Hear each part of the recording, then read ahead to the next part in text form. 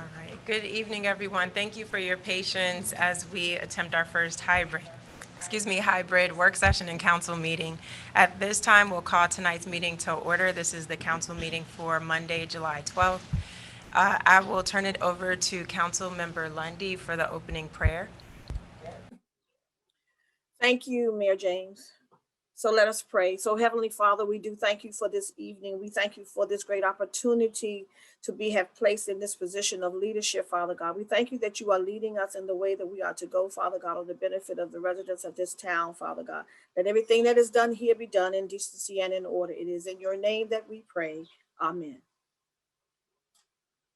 Thank you for that, Councilmember Lundy.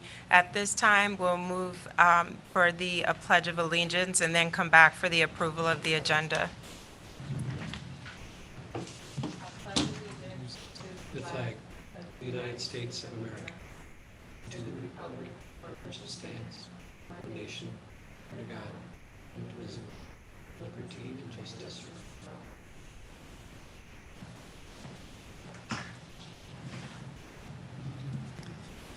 Thank you all for participating in the opening prayer and Pledge of Allegiance. At this time, I'll call for a motion to approve tonight's agenda. So moved. Moved by Councilmember Mendoza. Is there a second?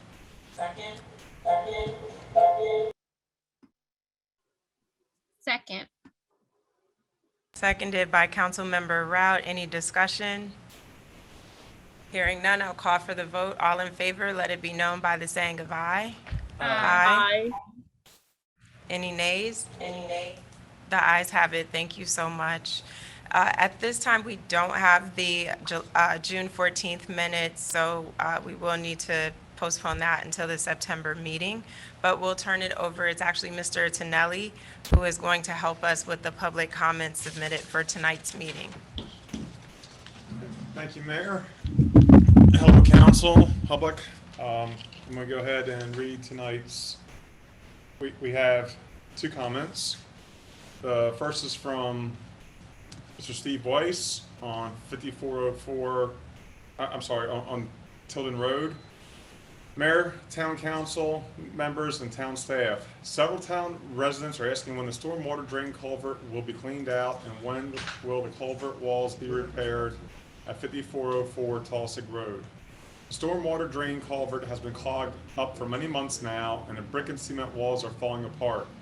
When the center culvert wall collapses, Tulsig Road could collapse and cause flooding to nearby houses. Several houses in this area flooded over a year ago, and these residents are anxious to hear a report on cleaning out the stormwater drain and repairing the walls to prevent more flooding in the future. I gave public comment at the June 14th Town Council meeting requesting that the stormwater drain be cleaned out and repaired as soon as possible. I know that the mayor said they will report the stormwater drain problems to Prince George's County, but it appears that as of July 9th, nothing has been done to clean it out in these water drains or do any repairs. I've heard town residents are throwing yard waste and branches into these storm water drains. We've informed town residents that this can be dangerous and give residents proper procedures for yard waste removal. There are many areas where the stormwater drain fences are torn down, which will allow children to play in the stormwater drains. These stormwater drain culverts are very overgrown with weeds and trees that break up the culvert walls. There's been a lot of heavy pounding WSSC work done above the underground storm water drains from Tulsig Road to Upshur Street. Please check these underground drains for damage and check for clogged up drains as well. Currently, town council reports and staff reports are not posted in the town website, so I'm asking the town council and town staff to give a verbal report of the July 12th town council meeting to inform residents of what's being done to clean out and repair the storm water drain. I agree with and endorse Jocelyn Rout's resolution 03-2021 requiring masks be worn in municipal town buildings. Thank you, Steve Weiss on Tilden Road. Next comment comes from Mr. Lyndon M. Lundy, who resides at 58th Avenue in Bladensburg. To town council, mayor, and council members and town staff. In June 2020, I injure my head, arms, and legs after falling while walking, returning to my apartment just before entering the doorway to enter my apartment building. Therefore, on behalf of not only myself, but out of concern for my neighbors, for the safety and well-being of everyone living and or who may visit the apartment community at Gateway Gardens, I am requesting your help. For the council to follow up and schedule a meeting with the property manager to look into installing safety handrails or what would be needed for disabled and or senior residents to hold on to that may aid in helping them after exiting their apartments and entering their apartments from the parking lot. In February 2021, I was admitted to Johns Hopkins Hospital for non-COVID-19 related health issue and later discharged 33 days later. As a result, I need to have regular physical therapy. My therapist suggested that having handrails would be good for residents like myself to have something to hold on to. Please note that my wife is a member of the council and during previous council meetings shared the aforementioned and asked that the attention be given to this matter, and council member Lundy received positive feedback about having a conversation with the property manager because the council could see that doing so is responsible on behalf of town residents. Therefore, now that places are opening back up to the public, Councilmember Lundy emailed the property manager on Sunday, July 11th in order to share the above and to request a time with the property manager to discuss how the above request can be accomplished. Please note the leasing office is set to open back up on Monday, November 1st, 2021. It's my hope that a meeting can be scheduled with the property manager prior to the November 1st opening. Thank you in advance for your attention and help concerning this matter. And Mayor and Council, that's the only two public comments that we have received. Great. Thank you, Mr. Tonelli, for reading those. Thank you to Mr. Weiss and Mr. Lundy for sharing your public comments with us, and we continue to encourage other residents to do the same. And again, appreciate you bringing up these issues. I know as recently as today, I was out taking photos of the culverts and saw that they had been completed. So Mr. Whites would love the opportunity to tour those with you to see maybe there's areas that I'm missing, but I know specifically Taussig is where I stopped today and 54th along with Taylor Streets looking north and southbound. So definitely we'll reach out to continue in that effort.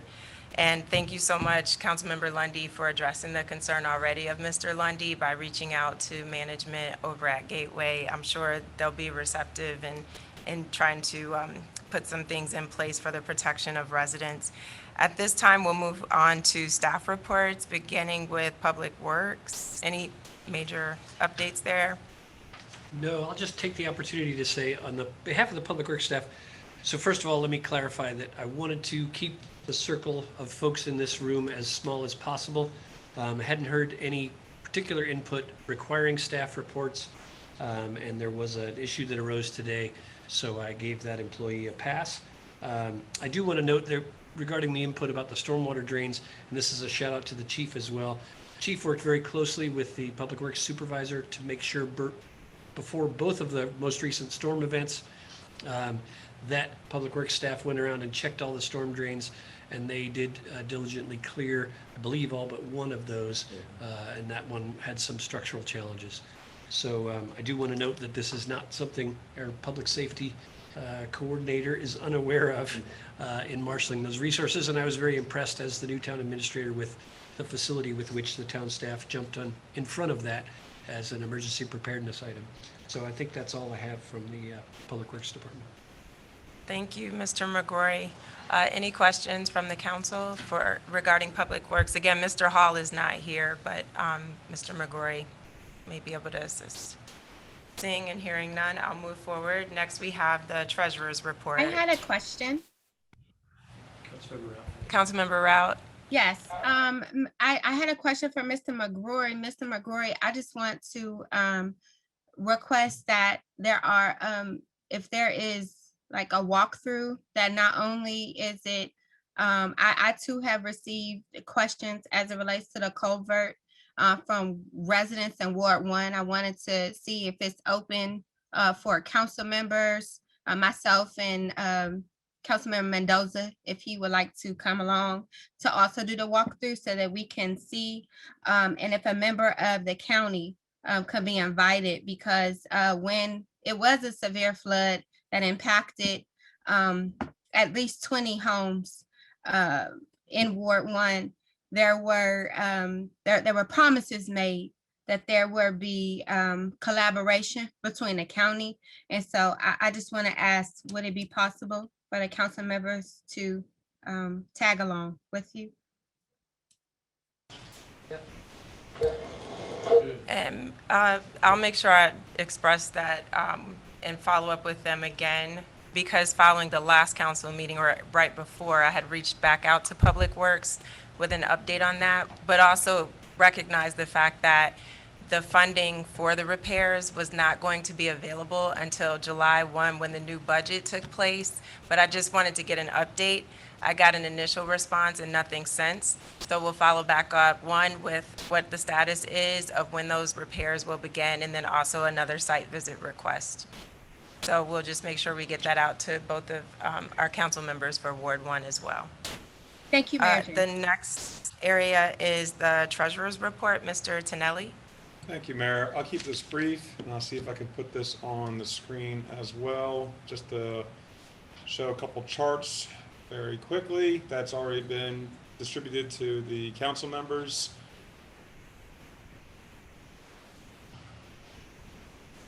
Hopefully this is being shared at the meeting. You can see revenues for this fiscal year. We have exceeded what we projected for the major revenue items, which are the real estate taxes, personal property taxes, and income and other tax. Everybody projected a worse year overall because of the pandemic, and we're finding out that it didn't. We fared much better, and that's across the state and other municipalities as well. Good example is we backed off on last year's on FY21 budget 6% of the property tax, and you can see we brought in 106%. So we brought in what we should have brought in without being too conservative because of the pandemic. Same thing with personal property tax and income tax. You can see for our total revenues, we brought in 89% of our total revenues, but we projected to bring in 7% from our fund balance transfer. We do not need the fund balance transfer this year. That is that item was in there to balance a budget. Again, we were thinking worst case scenario. Expenses, we ended the year overall under expenses, and we are going into very favorable territory with a excess revenues over expenses of at least $460,000.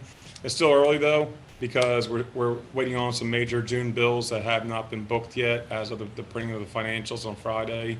And we also have some revenue items to offset those. And that's why we call July the 13th month, because we wait for everything to come in that's attributed to FY21. So it's booked correctly, so we can start our audit process in August. Quickly, just about all the departments operated under budget for the fiscal year. And as you can see from the far right-hand column, I added this. This compares previous fiscal year to this current fiscal year. And as a resident noted, we will have these reports up on our website so residents can see these as well. Great, thank you, Mr. Tonelli. Any questions from the council for Mr. Tonelli regarding the financial report? Okay, seeing and hearing none, we will now move forward. The next report on our list is, get back to my agenda, code enforcement, public safety, which is inclusive of code enforcement. So Chief Collington, I'll turn it over to you. Thank you, Mayor James. Good evening, council, colleagues, county administrator, and residents. Just want to be real brief on the public safety report. I just want to say, I know we hear a lot about what's going on around the country and the services that police departments across the country are responding to and handling the situations. But I just want to always commend Bladensburg police officers for being our frontline first responders, as well as our communications and code enforcement officer, collectively keep Bladensburg a safe and vibrant town. In the month of June, my officers had 828 contacts with the community, and this speaks volumes to what the officers do day to day when they come to work, show up during these turbulent, unprecedented times. I do want to say that our Part 1 crimes have gone down from last month to from May to June. There was a reduction in Part 1 crimes, and our Part 1 crimes, meaning assault, burglaries, motor vehicle thefts, robberies, theft from buildings, and shoplifting. So our overall Part 1 crimes did decrease, and I just want to give a shout out to our first responders for handling that. In addition to that, we had some things that, some awardees that took place in June. Just want to take a second and highlight some of our town staff and officers for being 2019 and 2020 recipients of awards, different awards from the Police Chiefs Association of Prince George's County. I want to highlight our Civilian of the Year 2019 is Chief's Executive Assistant, Ms. Natasha Adams. Civilian of the Year 2020 is our Communications Supervisor, our Public Information Officer, Ms. Kimberly Green. Police Officer of the Year 2019 is Acting Corporal Patrick Thompson. 2020 Officer of the Year is Officer Ty Tinsley. Our Investigator of the Year for 2020 was Acting Corporal Darrell Tompkins, and our Community Services Officer of the Year is Acting Corporal Cedric Tanksley. So I just want to definitely acknowledge them. Also, we had the distinct pleasure to celebrate the 30th anniversary of Mr. David Fraley, who served as our code enforcement officer. He gave this town 30 years of faithful, dedicated service, and as of June 30th, he retired after 39 years of service total, but 30 years of service with the town of Bladensburg. And I want to thank the council for being a part of that celebration. Councilmember Rout and Councilmember Lundy read his plaque and presented that to him. He was very excited. Dave Farrelly will be a huge loss to the town, but we wish him well in his retirement. And let's have a couple more things for the public safety side. We just celebrated, we just had our first car show, which was held at Bladensburg High School.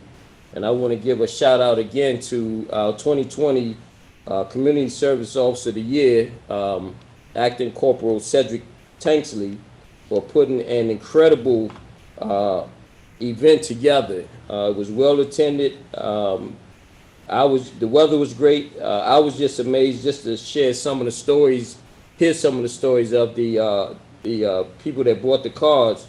And I was really excited to hear from a guy who actually put his car in the program in 1950. He bought the car in 1955. He actually drove that same car that he put in the show to Bladensburg High School when he was a student. So, I mean, just to hear some of the backstories of the work and the passion that these individuals put into putting their cars into the car show. This Saturday, November the 17th, We will be having a community walk. This is part of State's Attorney Aisha Bray Boys, Our Streets, Our Future campaign. And we're excited, myself, Mayor James, and Councilmember Rout, we were excited to partner up with the State's Attorney's Office to have this walkthrough on this Saturday. And we're inviting the public to come out and join us because we have to show a strong presence in the community when we're talking about our streets, our future, because it's not just the police that can save us. It's a partnership between the community and law enforcement. So we're asking each and every person to come out and represent your community and partner with us and take a walk. And on the back end of that, we will have a, I don't want to get into mayor's lane. Do you want me to talk about? Okay. Well, no, I'm talking about the neighborhood watch. So we will be launching a neighborhood watch campaign program, and we're asking all residents. We would like to have this in Ward 1 and in Ward 2. We would like to have volunteers show up and walk with us, be the eyes in the community. We're asking you to be deterrent, observant, and then report. So this is a free program. We will have training. We will have schedules. We're looking for captains for the teams. And, I've worked in communities before where we had up to 6 teams going at one time. So this is a phenomenal way to say, you know what, we value our streets. We don't want to see anybody breaking into our neighbors' cars and into the homes. Who knows if a car is in a driveway other than a resident in that community? So the police may drive by and we just see a car in the neighborhood, but a resident would know Miss Jones doesn't even drive a car. Why is that car in her driveway? So this is what we're asking the community to come out and partner with us in the Neighborhood Watch program so we can improve the quality of life for our residents here in the town of Bladensburg. So with that, I will end with that. Hope to see everybody Saturday. And let me go into the code enforcement report real quick. I'll briefly touch on that. Chief, here. Okay, yeah, I can't see that. Okay. So there were 4 bulk trash reminder notices issued for the curbside pickup during the month of June. They removed 17 signs from poles, 12 from right-of-ways. Total poles signs removed this year was 354 signs removed. There were 8 abandoned vehicles in residential areas, 1 in the business area. There was 0 in the apartment areas, and none were impounded during the month of June.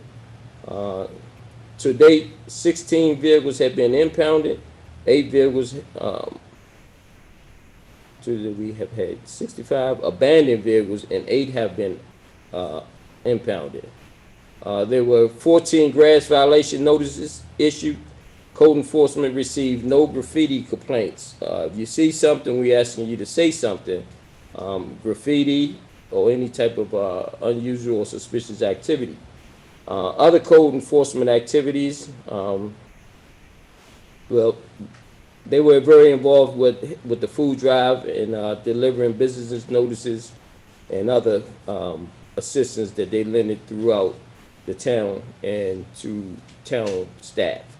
And that concludes our code enforcement. If you have any concerns, feel free to contact our office at 301-927-0330, or you can email at code@bladensburgmd.gov. Thank you. Great, thank you, Chief. And just one additional thing, do you mind just following up? Because this came up, I believe, the June 14th or either the May council meeting, the public comment from a resident about the noise issue in Ward 1 relating to one of the restaurants that stays open late there. And just, do you want to do a quick highlight that that's still in progress, the resolutions there? Yes, so we did, the mayor and I did meet with one of the business owners in reference to an ongoing noise complaint. They did assure us that they are working to put soundproofing material inside against the walls. They also acknowledge that they will be controlling the volume of the sound system that they use, and we will follow up with them as this relates. We also gave them some instructions and advice on how to obtain noise meters for themselves, and we corrected them on the level of the decimeters at night, the noise level. They were misinformed, but we were able to give them the correct information and show them how to use a noise meter, recommend that they use a noise meter, as well as contact us. And I have also, as chief, instructed our staff to do checks throughout the night, especially Friday, Saturday, and Sunday, to check the area for the noise level. Thank ma'am. you.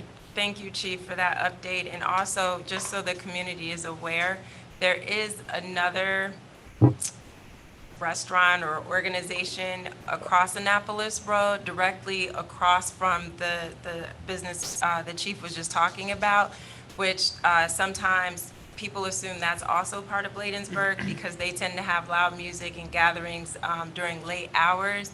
And so the officers have gotten word from the chief also just to be mindful as they're monitoring the Bladensburg business, that if that other organization is creating a lot of noise that's above the recommended decibel levels, that we're coordinating that intervention with Prince George's County Police, since technically that is outside of our jurisdiction.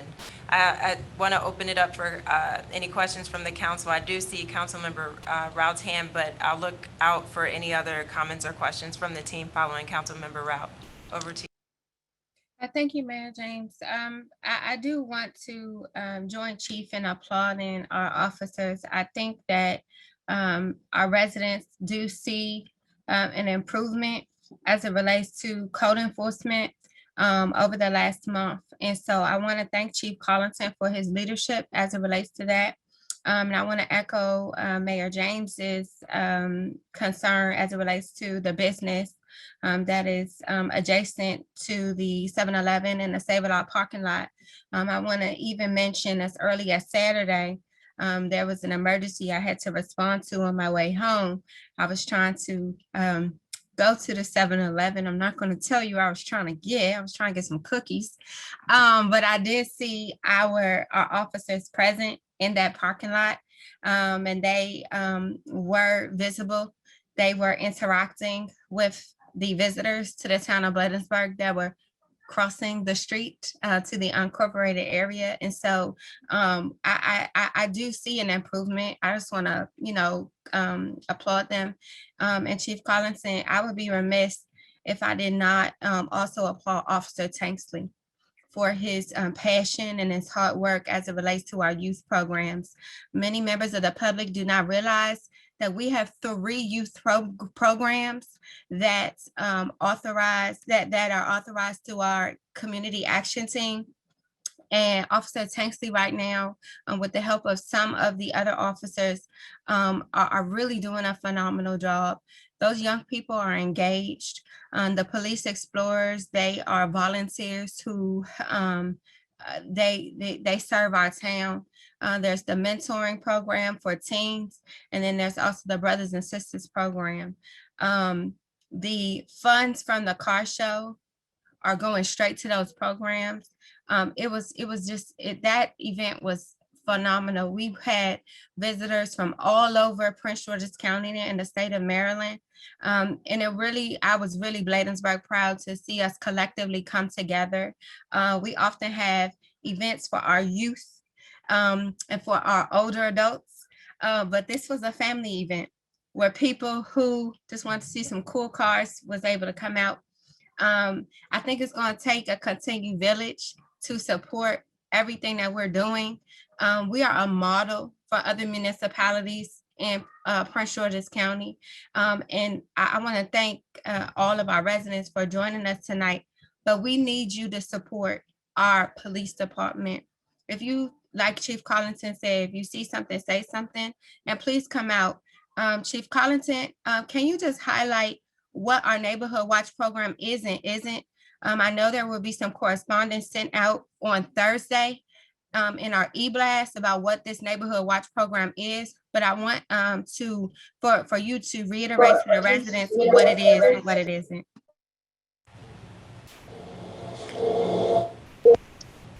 Yes, Yes, thank you for for highlighting those important important points there, points there, Councilmember Councilmember Ralph. Ralph. So the So the neighborhood neighborhood watch watch is is strictly a strictly a voluntary voluntary um, partnership between the citizens, residents, and law enforcement. We walk through the community. We pick a certain time because crime doesn't discriminate. So we would pick different times so that our schedule isn't predicted. So we walk through the community. What we do is we notify our communications officers, let communications know that we're out in a group. Our officers will come over and shadow the neighborhood watch group.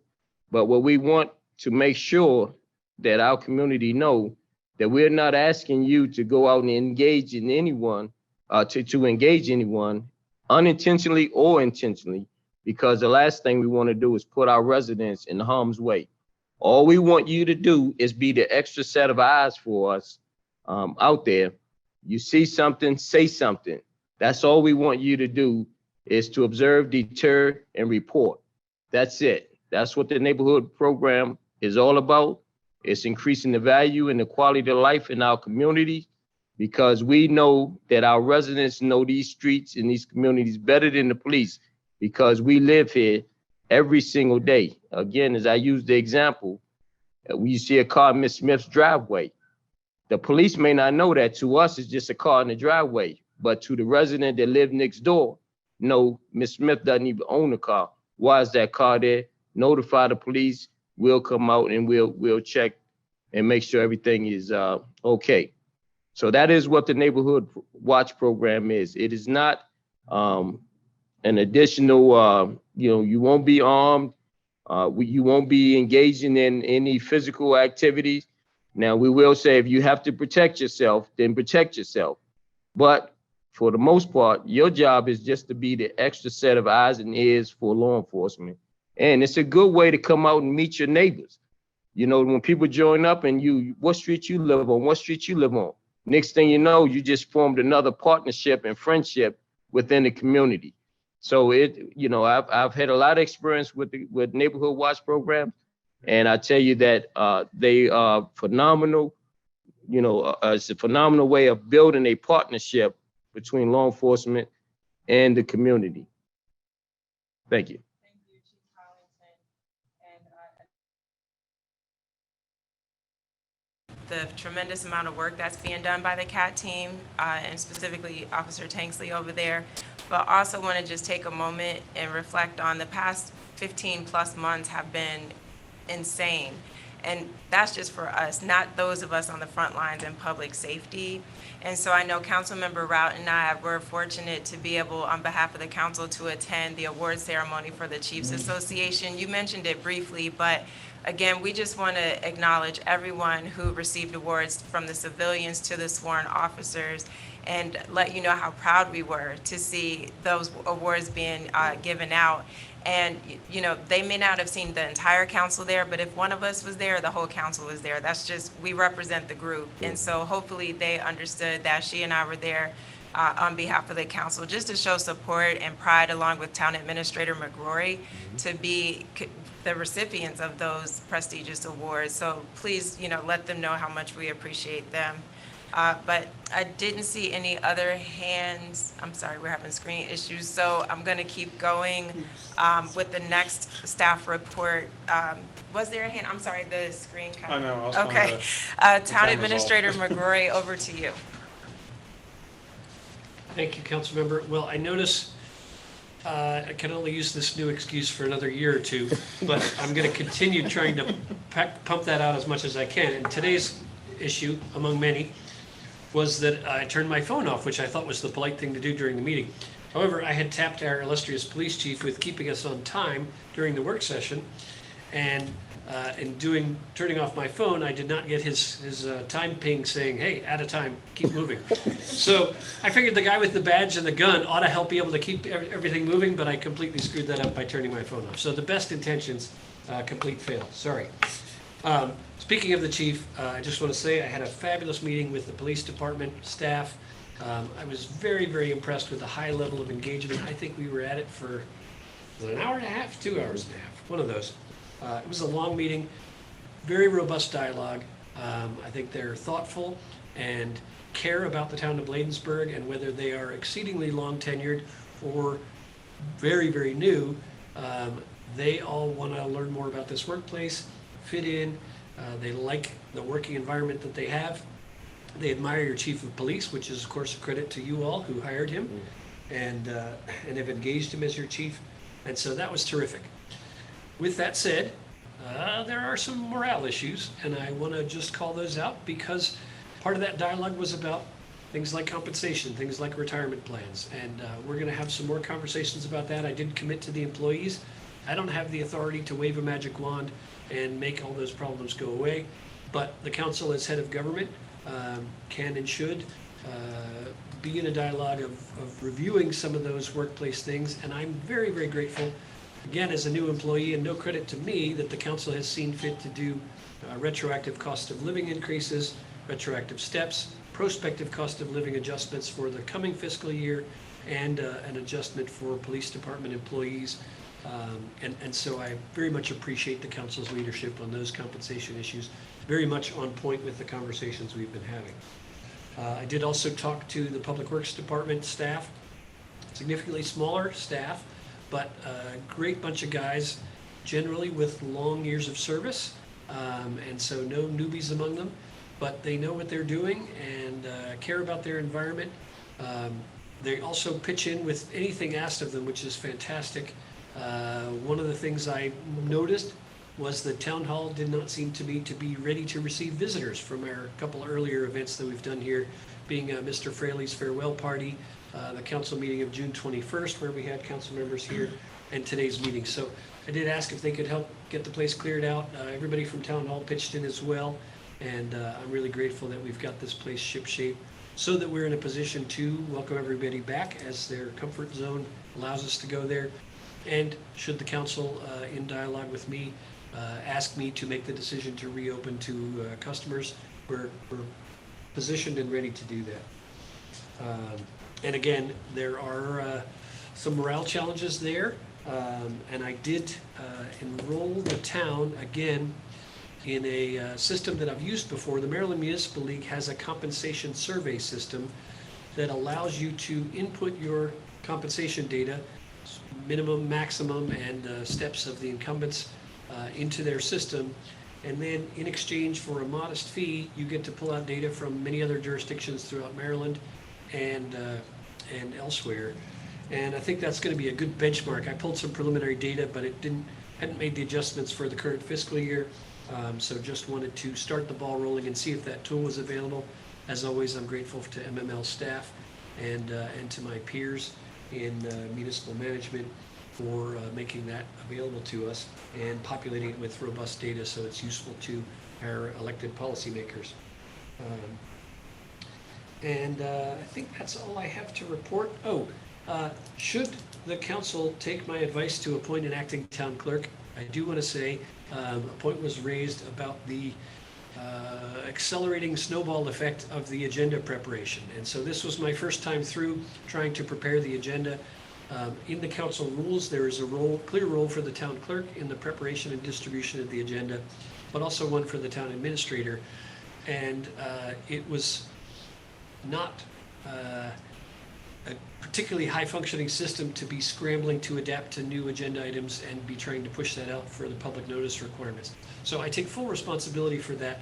I would like to bring some more clarity to that and longer lead times to, to agenda submittals.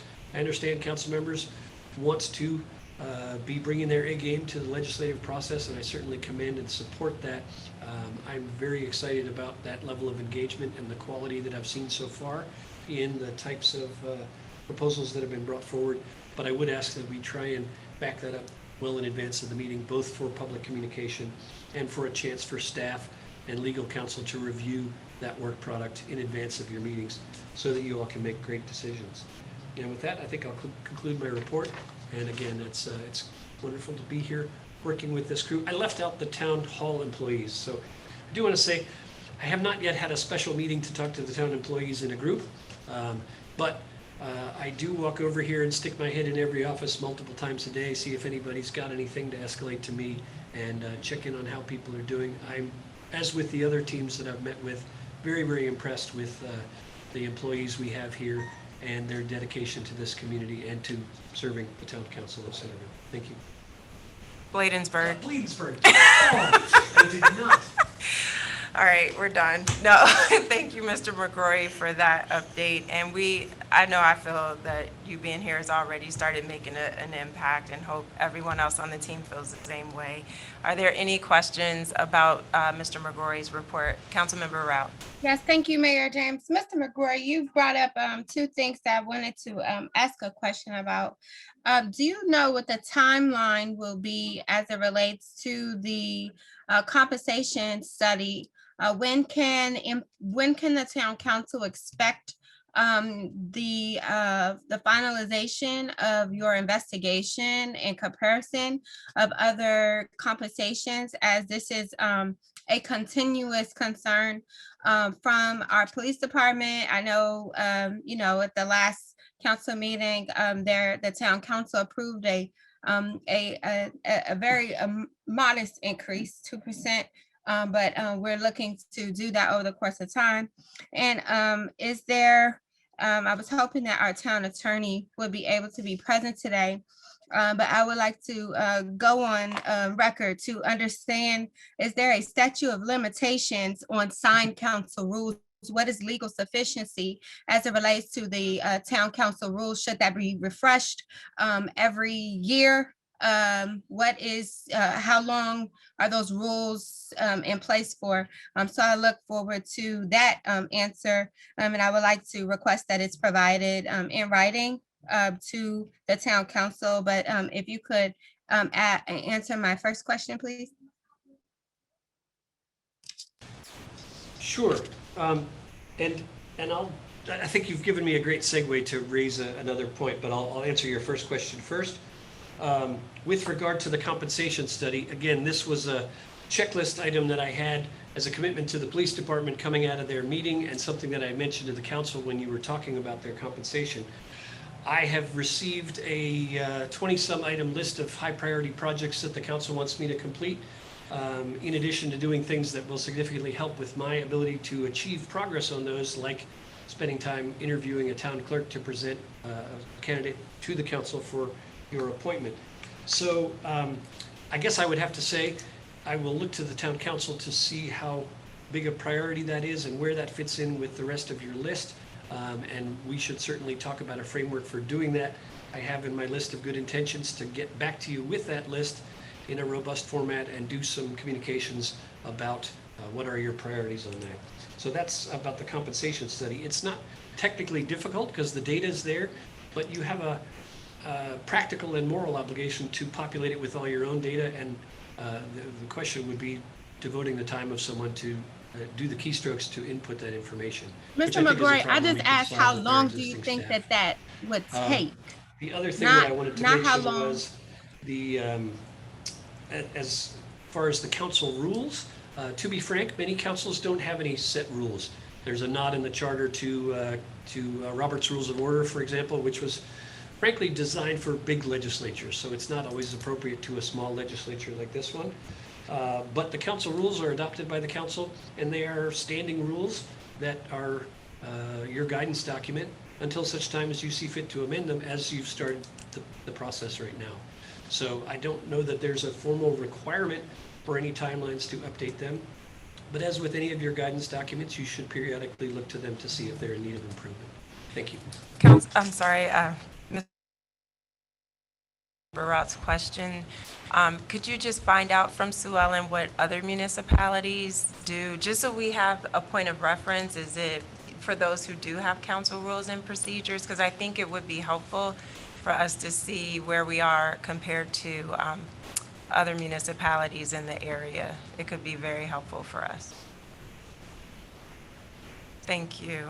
Mayor James, a point of clarification. I asked how long the That studies would take. completes our staff reports. And at this time, we'll move forward with the mayor and council reports. First up, we have Councilmember Lundy from Ward 2. All right, thank you, Mayor James. So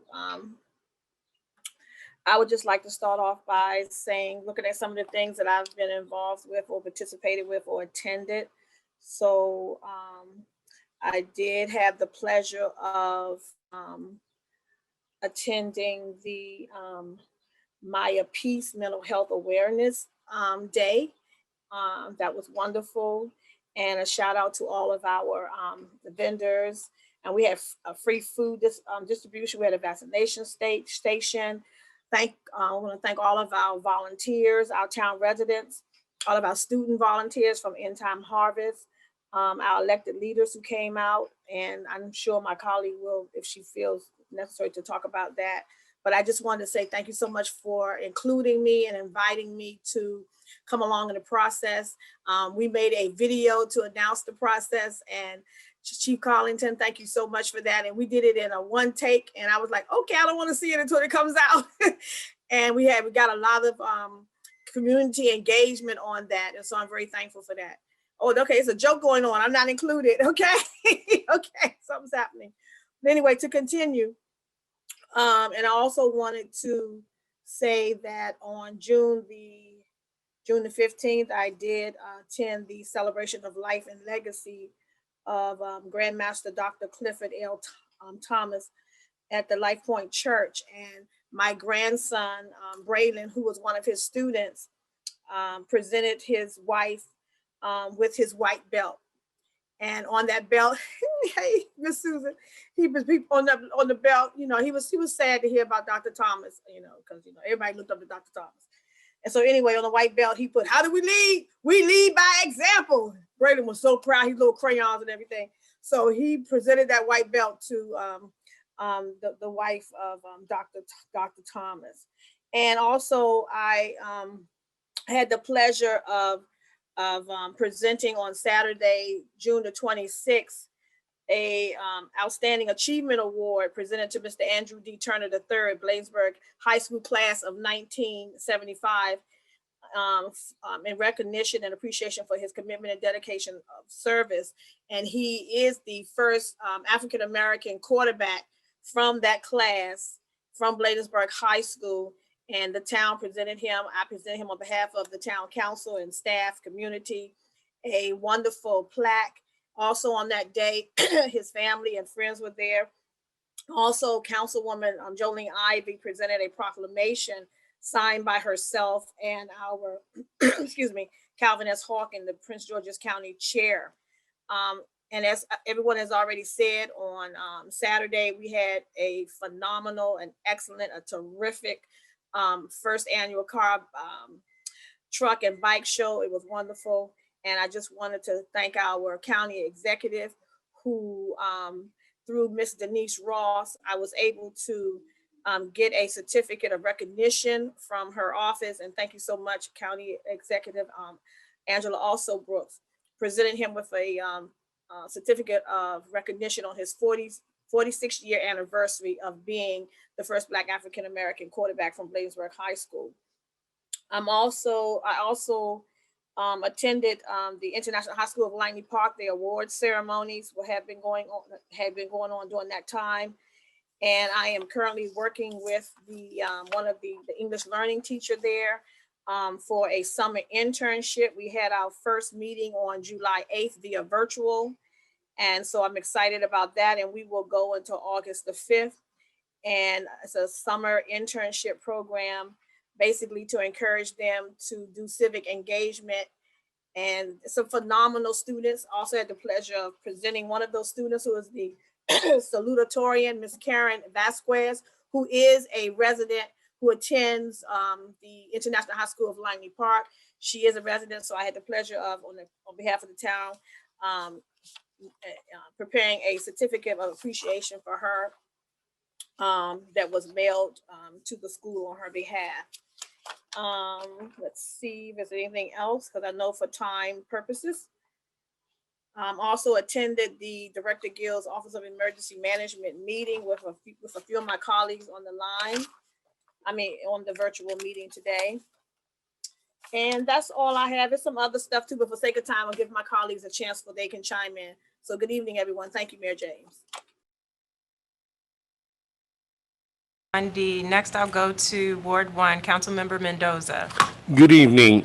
Um, every now and then, maybe like once a year, I like to take some time and thank the town staff. Because of then, our job gets easier. You know, we do the waving and stuff. But like, we have probably one of the best police department in the county. And maybe I'm bragging, maybe I'm not. But I do say we have a great police department. They're always kind. They always get there to my house within 2 minutes. So I'm happy about that. We have code enforcement that's always, I always see them around. I know because they wave at me when they pass by. We also have a public works always working there. We have the town staff whenever I call.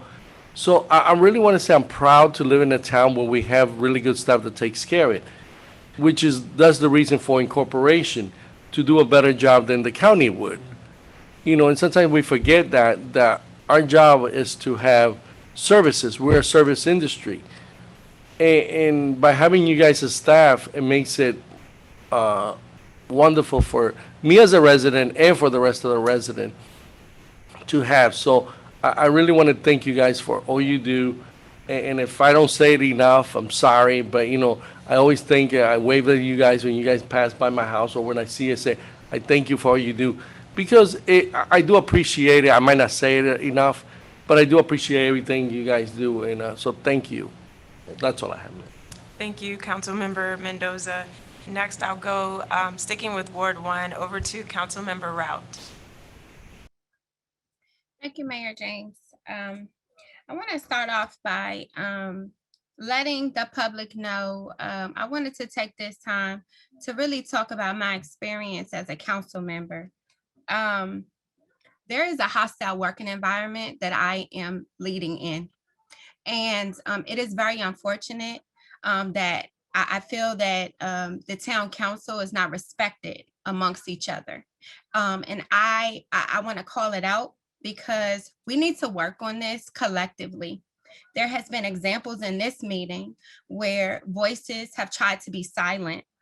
I was elected by the residents of the town of Bladensburg to serve them. I will continue to serve them. I remain respectful.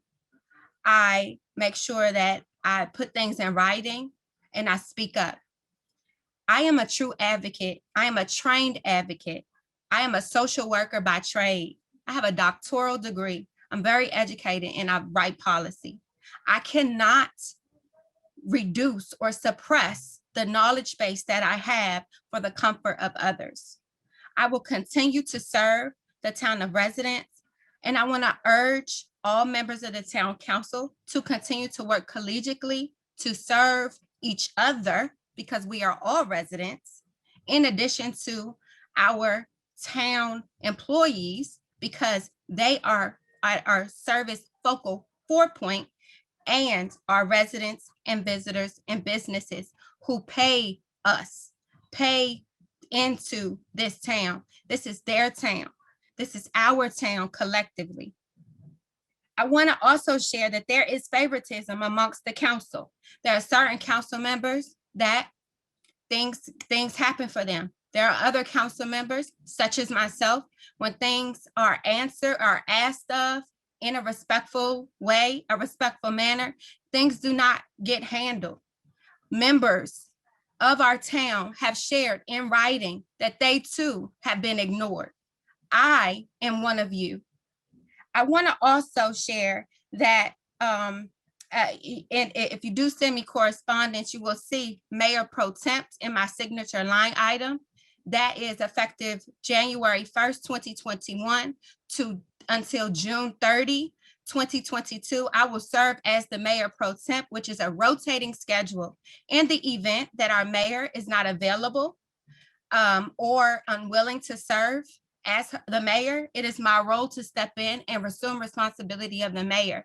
That is also in our town charter.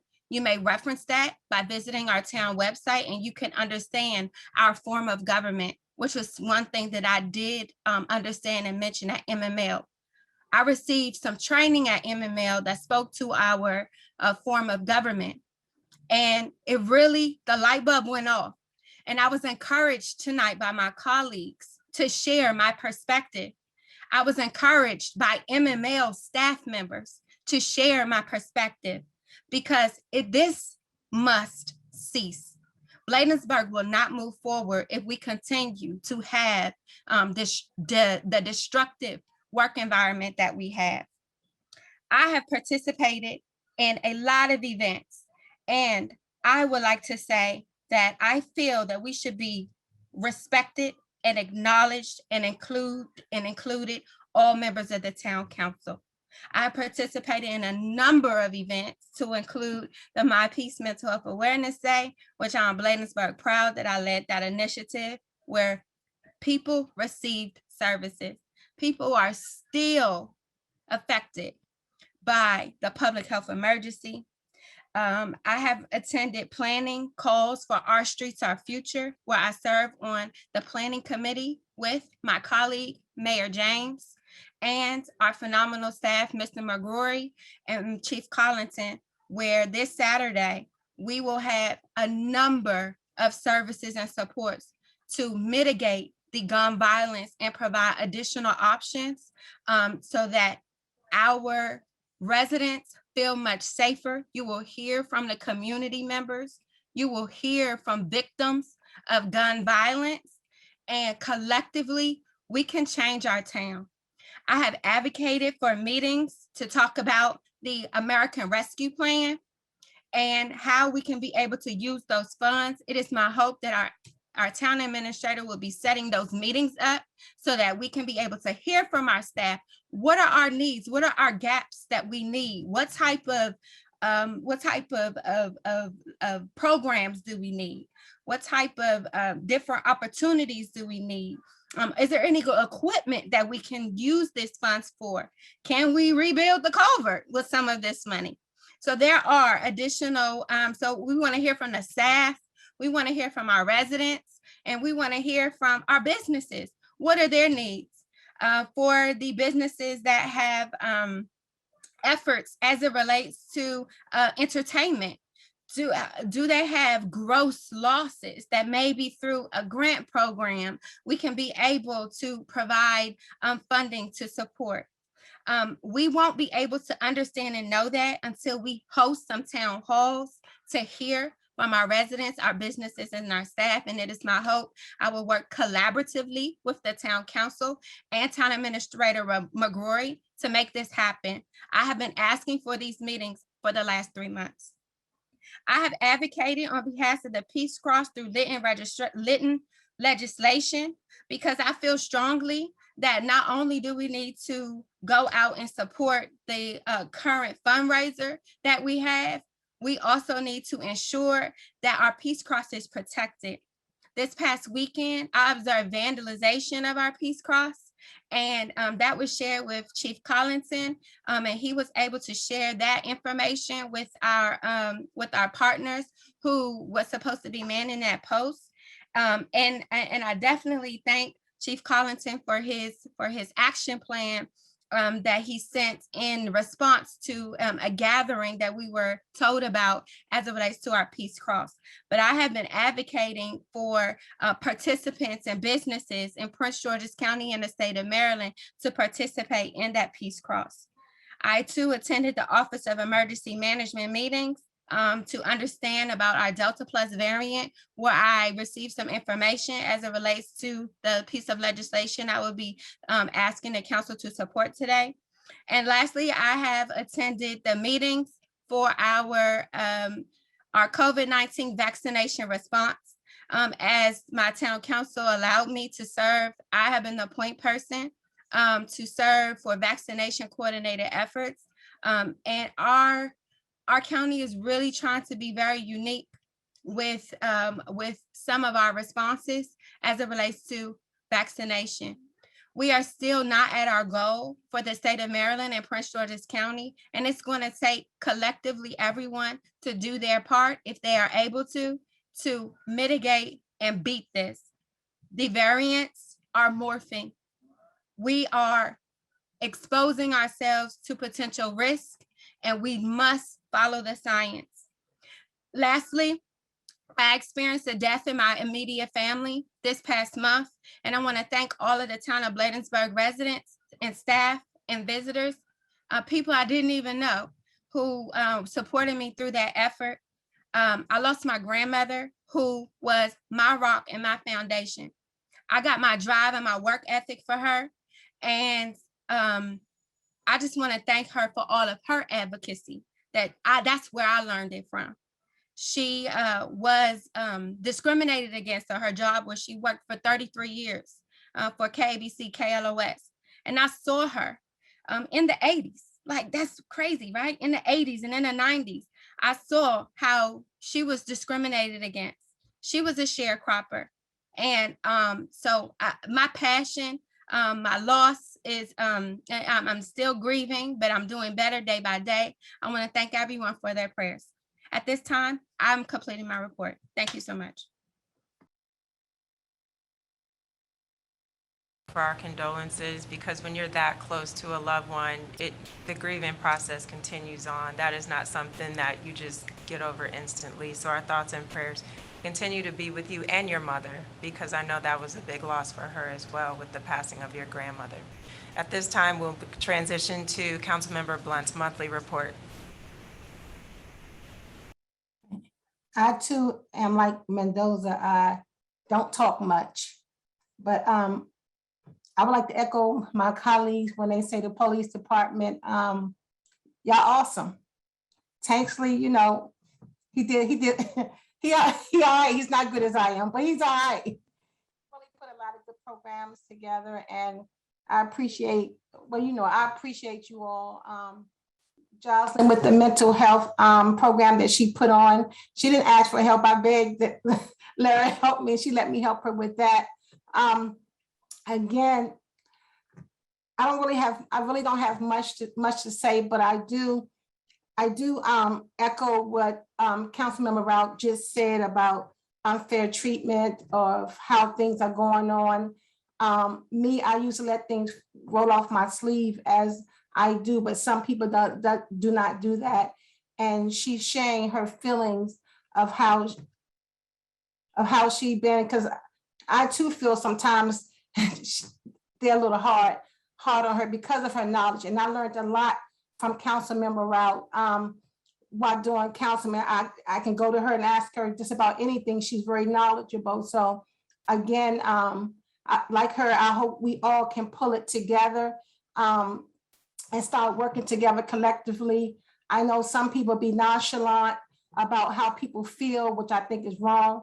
But if someone coming to you and crying their heart out to you, and you just turn your back, how fair are you? So again, I just want to echo on that. Also, I've been working on the caller bus, the reconstruction of the caller bus, the transportation for the seniors. Within the next week, I will have my final report given to the town administrative as well as the council on how that bus has been ran and the money that is causing the town of Bladensburg to go to Walmart.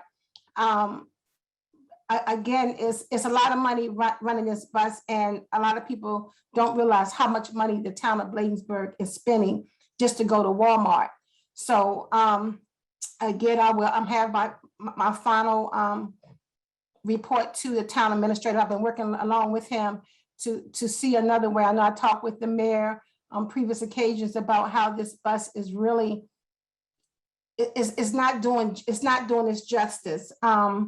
For the town of Bladensburg, you're paying a lot of money for, I mean, it's a lot, but again, it's under reconstruction, and hope that we find a better way to serve our community without wasted money.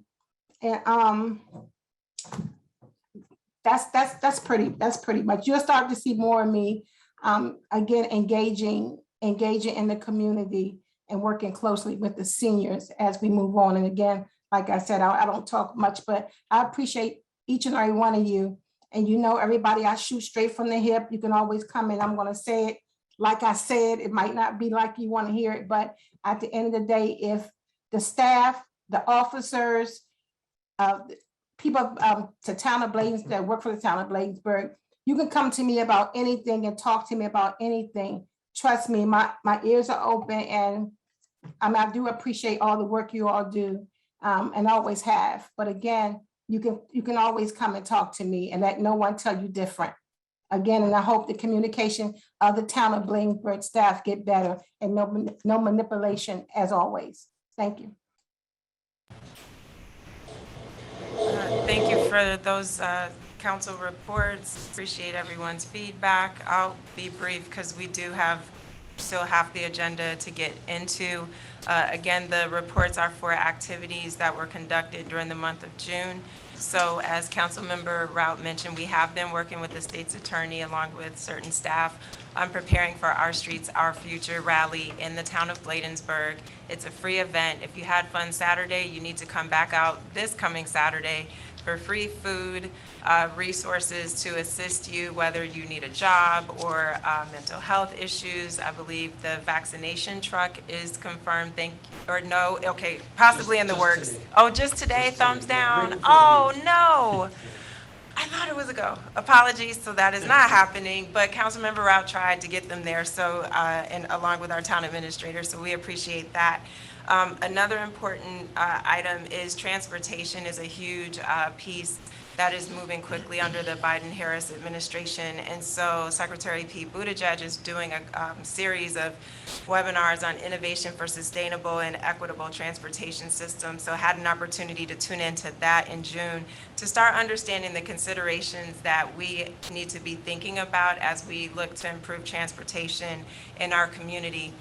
One of the areas for improvement is really trying to get folks as much as possible out of the vehicles and onto our bike trails, which is one of our legislative priorities, by the way, as we focus on our trail systems. So there has been a number of meetings and conversations with representatives from Prince George's County Department of Public Works, also PG Parks, with respect to the segment of the trail that runs through Bladensburg, and also, with Congressman Brown's office as well, on how we can draw more residents out there, because as we know, the pandemic has taken a toll on our residents physically and mentally.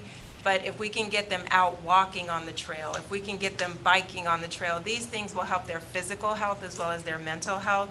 And so again, right now, there's been a number of meetings taking place, and I've just been doing some data gathering, including last Friday going to NACO, National Association of Counties, bike tour that was led by Prince George's County Councilwoman Monique Anderson Walker, just to get some ideas from the segment of the trail that goes from National Harbor over onto the Mount Vernon Trail. But again, more to come there in terms of some tangible things that we can do to help our residents. One example is Councilmember Danielle Glaros last month did put forth a council resolution at the Prince George's County level in regards to some infrastructure improvements in the segment of the trails that do flow through Prince George's County. So between that legislation, the resources we're getting from American Recovery Act, as well as what the federal partners are willing to do, I think we can put some things in place that, again, will help residents who bike on the trail, encouraging and pulling them out, such as safety stations. So if you blow a tire, you're not 5 miles away from the nearest point. That is critical. That has happened. And so there's things that we can do that if we put infrastructure improvements on that trail to help our residents out, I think that will also increase their sense of comfort in wanting to get out there and continue to improve their mental and physical health. Of course, we had our budget work session, one of the many budget work sessions, June 5th, where we focused on public works budget and then moved into public comment, and appreciate those who tuned in for that.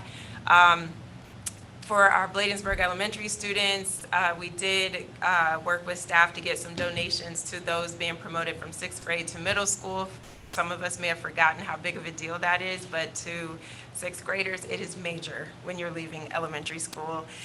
So we were happy to work with Mrs. Singh at the elementary school to make that happen. As was stated previously in the work session, the governor did on June 15th issue an order terminating the various emergency orders that relate to the COVID pandemic, and there will be more discussion with respect to that. The Bostwick Stakeholder Group continues to meet, and as consistent with our legislative priorities, the idea is the group is diverse, coming up with recommendations to bring back to the council and staff, so we can have some clarity on what the will of this group is in terms of moving forward there. And so those conversations continue. Also, I thought it was interesting from the governor's office, they reported that hospitalizations back in June dropped below 200. So our statewide positivity rate was at an all-time low of 0.9%. And for those of us who are watching these figures in 2020, that was a significant dip. But we have to do our part to continue driving those numbers down. So again, for the sake of time, I'll stop there, but there's definitely lots going on. Oh, sorry, there's one more thing.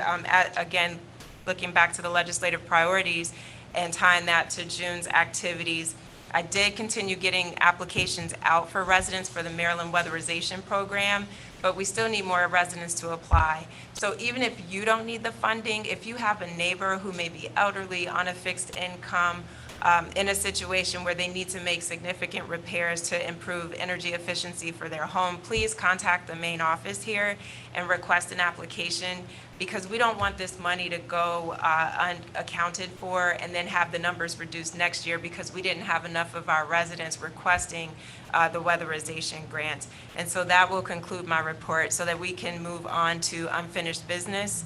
The first item is the more formal oath of office for our town administrator.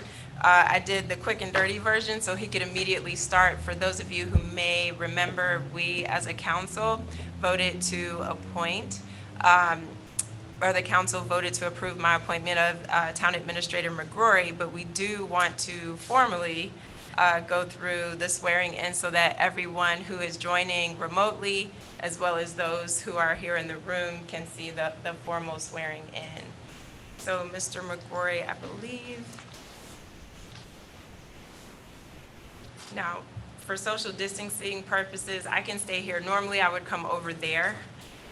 So are you okay with? Yes. Okay, I'm like, it seems so rude to be sitting while doing this. So give me a moment here to pull this back up because I did have it on my screen previously. Administrator. All right. And for those watching, please bear with us. Again, I would not normally be sitting while doing this, but please repeat after me. I, Robert Conrad McGrory, I, Robert Conrad McGrory, do affirm that I will support do affirm that I will support the Constitution of the United States the Constitution of the United States, and that I will be faithful and that I will be faithful and bear true allegiance and bear true allegiance to the town of Bladensburg to the town of Bladensburg and the state of Maryland, and the state of Maryland, and support the Charter and support the Charter and Constitution and Constitution and laws thereof, and laws thereof, and that I will, and that I will, to the best of my skill to the best of my skill and judgment, and judgment, diligently and faithfully, diligently and faithfully, without partiality or prejudice, without partiality or prejudice, execute the office execute the office of Town Administrator of Town Administrator for the town of Bladensburg for the town of Bladensburg, according to the Constitution according to the Constitution and laws of this state and laws of this state and the Charter of the town of Bladensburg. and the Charter of the town of Bladensburg. Congratulations. Thank you. No, I'm really going to shake your hand. Council members, I'm seeing you up on the screen. 1, 2, 3. So grateful to be here. Thank you so much.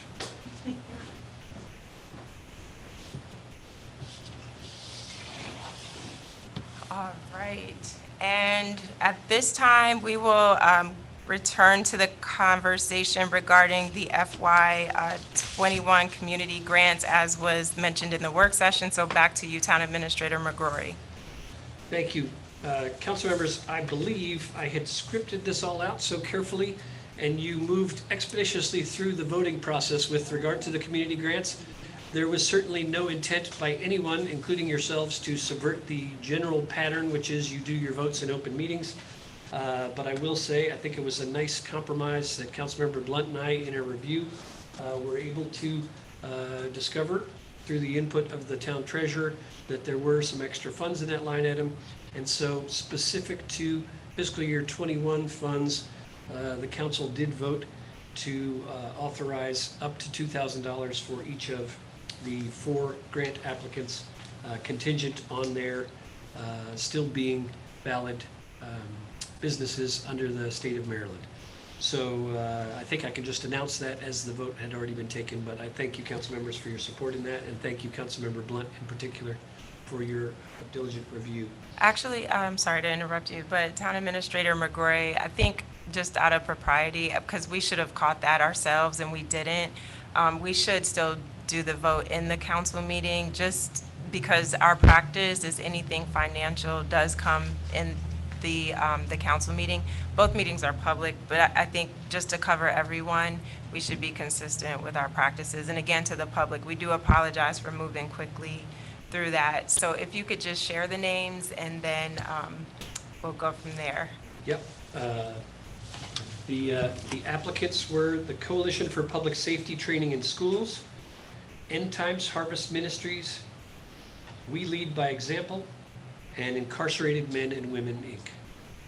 Great, so at this time, I'll take a motion to approve the FY21 community grants. So move. Moved by Councilmember Mendoza, is there a second? Second. Second.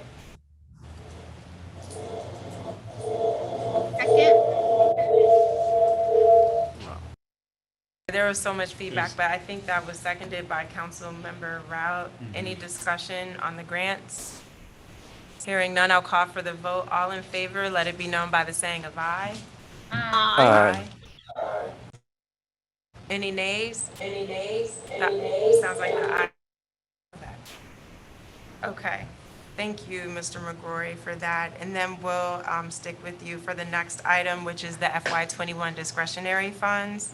Yes, that was an announcement issue only for the purposes of the work session. I left it on the agenda in case there was a matter to vote on relating to finances, but I don't believe that's necessary at this time. So we could continue on with the agenda unless the council objects. Although, while I have the floor, and as a parliamentary process I was reminded of in the work session, can we do the roll call vote? Yes, Or the roll please. call of the council? Yes. And the one thing, Mr. McGrory, I think Ms. McCauley used to do was just set the timer. So by 20 minutes in, if someone was running behind schedule at that point, we would just pause the agenda and go ahead and do the roll call. Okay. Very good. Well, we learn something new every time we're standing at the podium and listening to our employers, which is terrific. So thank you so much. So Councilmember Rao, President, can you give me a thumbs up? Okay.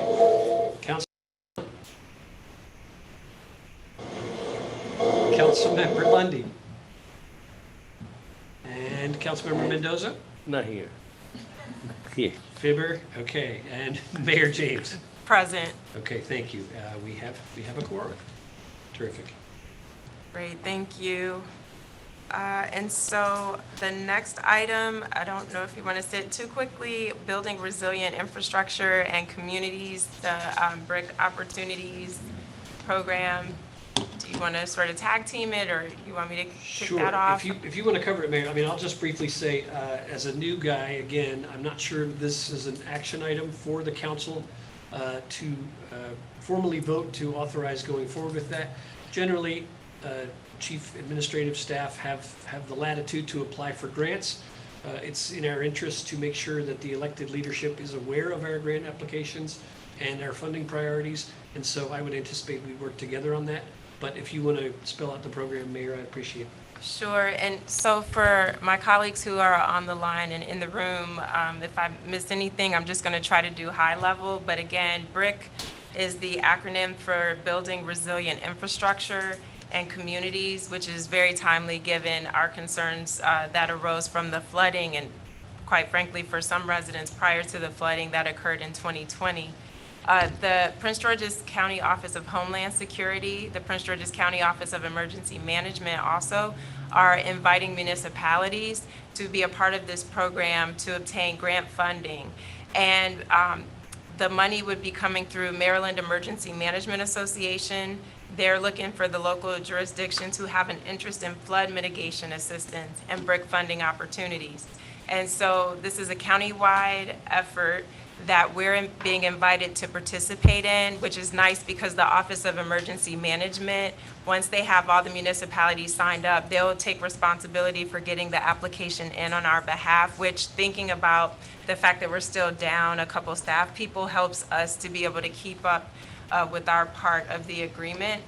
The funding opportunity will provide the following benefits: assessing critical community lifelines and subcomponents of lifelines, identifying and addressing capability gaps related to vulnerability assessment, and potential funding for community mitigation planning and projects, which is where I think many of our residents who were affected by the flooding last year have particular concerns. How are we going to prevent what occurred on September 10th from occurring again, or flooding as a result of other types of emergencies? And so unless the council has any objections, I think that Mr. McGrory is right. Maybe we don't need to have the formal vote because the staff do go after grant funding opportunities, but just wanted to make sure that there was a consensus from the team to move forward with this program.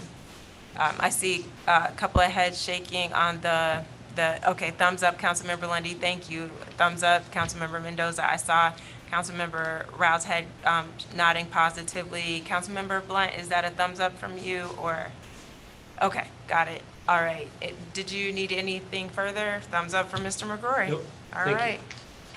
And then the next item, the American Rescue Plan Act. Back to you, Mr. McGrory. Thank you.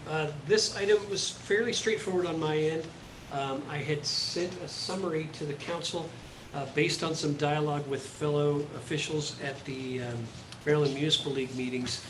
The Maryland Municipal League has done very helpful work on behalf of its municipalities and members to get more information about this program, which is still evolving.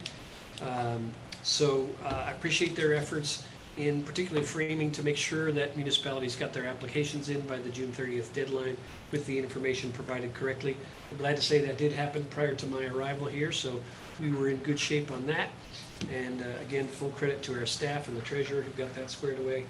I believe, I know Councilmember Rout had expressed an interest in having some town hall style meetings to frame that. I've heard her loud and clear mention that in her report as well. And I'm certainly interested in having such meetings.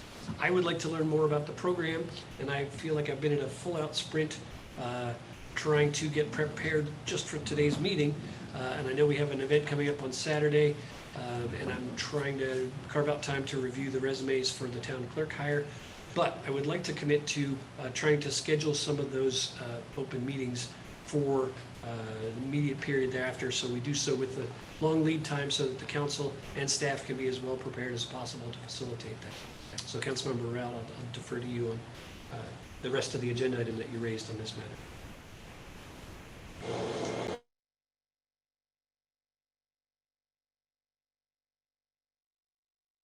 Thank you, Acting Town Administrator. Oh, wait, I'm sorry. It was a delay, so it didn't look like you were saying anything, Councilmember Rout, but go ahead. Thank you so much. So it was written to my colleagues and to town staff previously to include you, Mr. McGrory, that the vision for these town council meetings, these town hall meetings, would be to with the guidance that we have, not as far as an ask, we would just open it up to present the guidance that we have, because there is some guidance that was released from the U.S. Department of Treasury as it relates to the bucket items. For example, broadband and infrastructure is on there. We know we have significant infrastructure issues, broadband issues, COVID-19 response issues.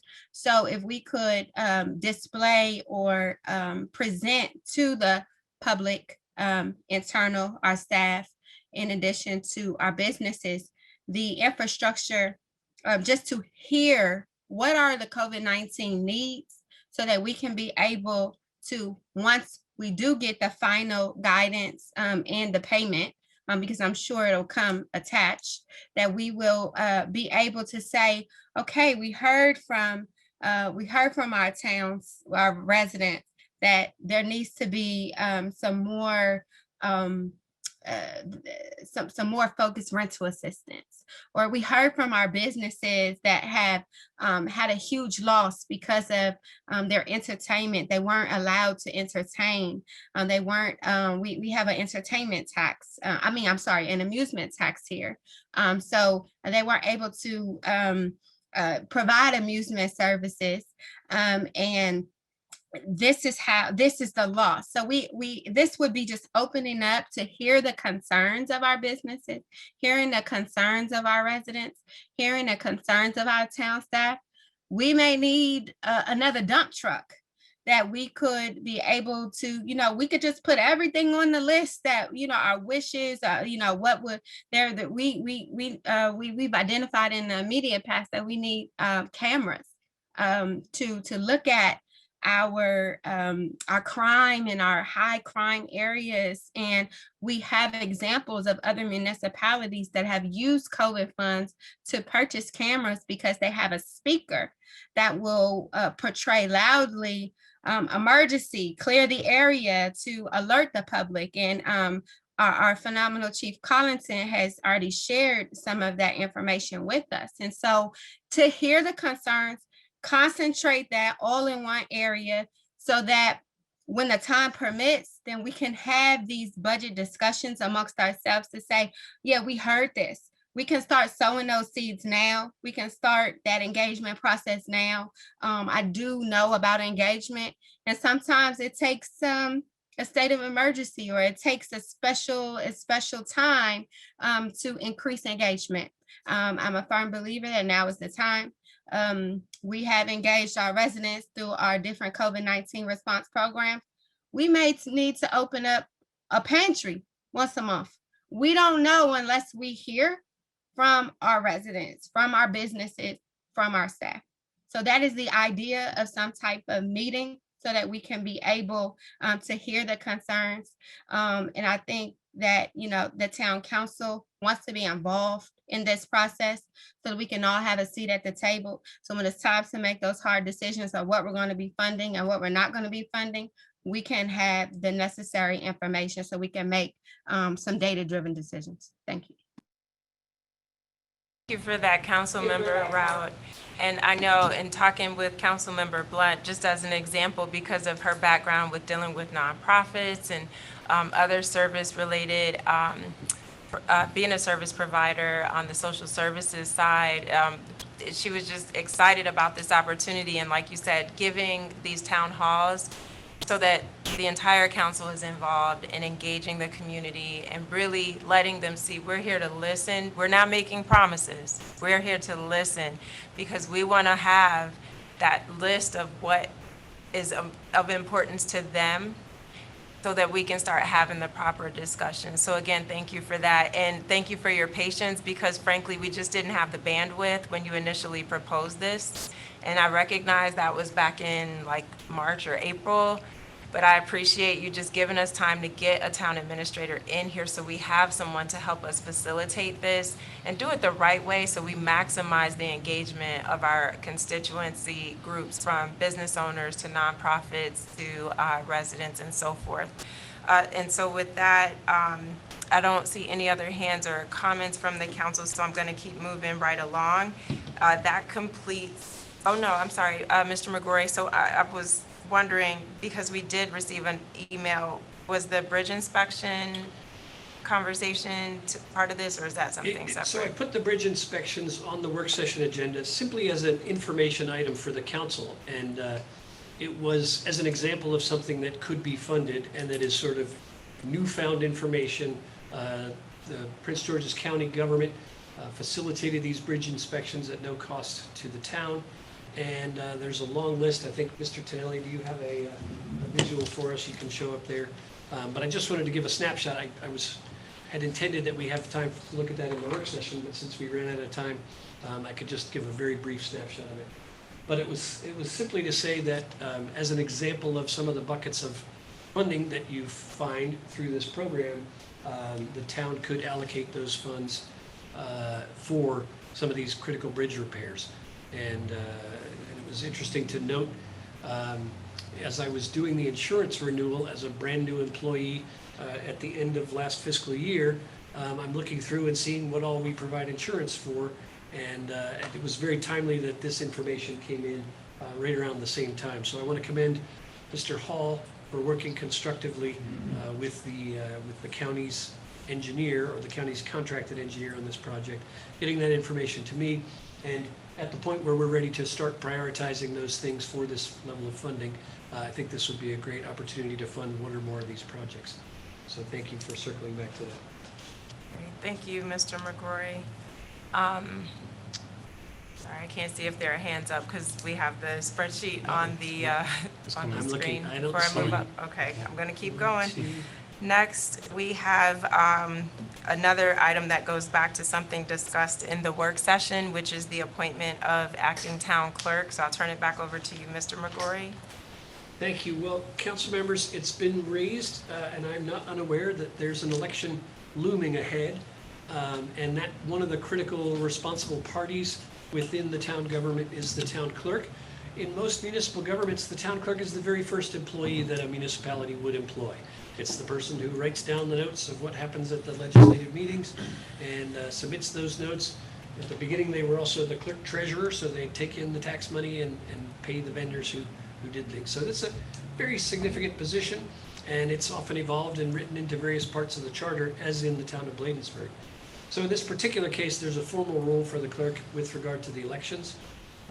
I did put forth a draft motion that is intended to provide a long-term solution for this. Anytime there's a vacancy in the town clerk, that responsibility would vest with the town administrator.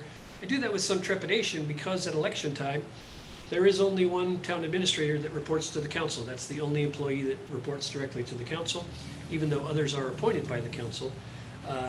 So it's a bit quirky to take on that responsibility to have a formal involvement with the election. With that said, I'm hoping to delegate that to some degree to create a bit of an arm's length between my role as the chief administrative officer reporting to the council and the functioning within the election of the town clerk's role. And again, I mentioned I'd like to move on an accelerated basis to get that position filled. But in case those things don't all come together, I think it's important to have a clerk. So you'd be doing me a favor by appointing someone other than the town administrator, but that's the default option that I've given you, given that that appointment has not taken place previously.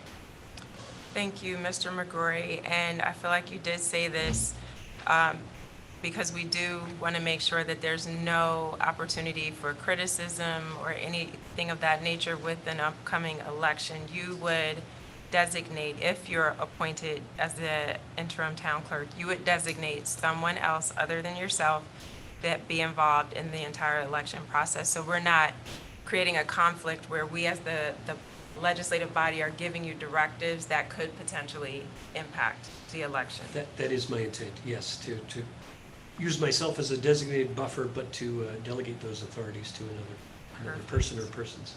Okay, so with that, I'll call for the motion. Is there a motion to move under the authority of the Charter of the Town of Bladensburg, Sections 202D, 401E, and 403 to appoint temporarily and approve the town administrator as acting town clerk until such time as a permanent town clerk is appointed and any time the position of town clerk is vacant? Is there a motion? Is there a second? Second. Seconded by Councilmember Rout. I'll call for discussion. I have discussion. Councilmember Rout.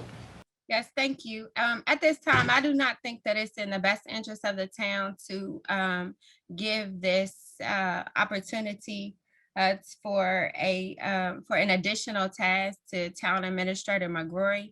I would like to say nay to this motion, and I ask for the town council to support this.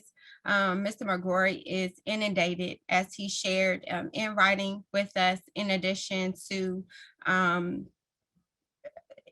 in our work session in our meeting. And we have tried having a director have 2 positions before, and it was tragic. And at this time, he's very, very new to the town as it relates to a leadership, a hired leadership position. And I do not think that it's the best interest of the town for Mr. McGrory to serve in this capacity. Thank you for that, Councilmember Rout. I'll call for discussion from any other council members at this time. I also agree with Councilmember Rout that at this time. But we, Can you hear me? was there? I'm Oh, sorry. Councilmember Blunt, forgive me. When I looked up, I didn't see your hand. Go for it. Yeah, I too agree, because of past experience with 2 high directors' position, that I would not agree that Bob be the clerk at this time. And in hopes that we can get on to hiring somebody within the next 2 weeks, because we have applications ready. Thank you, Councilmember Blunt. And again, sorry for that. It's like when I look up, it's a delay, then I look down and someone's hand goes up. Councilmember Lundy? Yes, and I wanted to ask, I know at one of our other council meetings, I think it was brought to our attention that we did receive some interest in the town clerk's position. So I don't recall how many of those were, but I do agree, Mr. McCrory is kind of like, he has said himself that he's kind of overwhelmed, and he just said that we would do him a favor if we would select someone else, and the council would recommend someone else.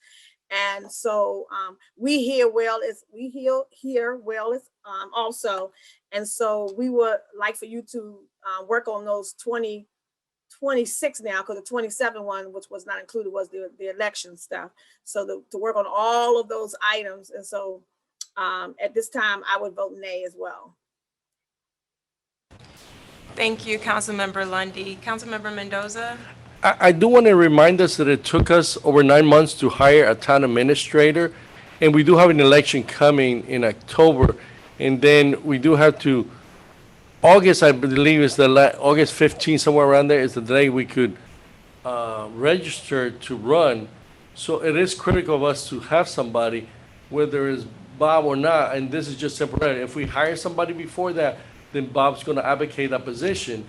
But we do need somebody for this coming election, because then we could be in a mess where people would challenge the results because it wasn't certified by the town clerk. Yeah, thank you for that, Councilmember Mendoza. And similarly, I do respect the feedback that we've gotten from our council members via Zoom, as well as Councilmember Mendoza. I think when I saw this, I had similar concerns, so I did reach out to Mr. McGrory to really understand how is this going to work given the day-to-day demands and the list of current priorities. And correct me if I'm wrong, Town Administrator McGrory, but the idea is you're overseeing, but you would work with a designee to really carry out some of these administrative functions. So we wouldn't be expecting Mr. McGrory to be doing our minutes or to be running the election, but at least there's some accountability, because right now, who do we hold accountable for getting our minutes done? We had no minutes to approve at our council meeting nor our work session tonight, and that is not okay. So the idea is that he's really overseeing. If you needed to get temporary help to fill in, he has that authority as long as it doesn't go over a certain dollar amount. So the idea is that he can work to get those functions completed, not that he himself has to do them, and keep us in compliance with some of these upcoming deadlines that are imminent. And so with that, I again appreciate all the feedback, and we'll just go right into the vote. I'll call for the vote. All in favor, let it be known by the saying of aye. Any nays? Any nays? Any nays? Nay. Nay. Thank you. The nays have it. Mr. McGrory, perhaps we can brainstorm on another solution to get someone in here. Otherwise, it's going to be a debacle because that filing deadline is coming up in about a month. The next item on the agenda is the August recess. And as the community knows, typically we recess in the month of August simply because our county government, state government, federal governments usually take recess. So in trying to get them to take meetings and so forth is unfruitful.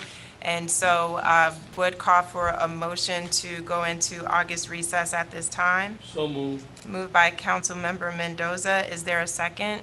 Second. Seconded by Councilmember Rout. Any discussion? Hearing none, I'll call for the vote. All in favor, let it be known by the saying of aye. Aye. Aye.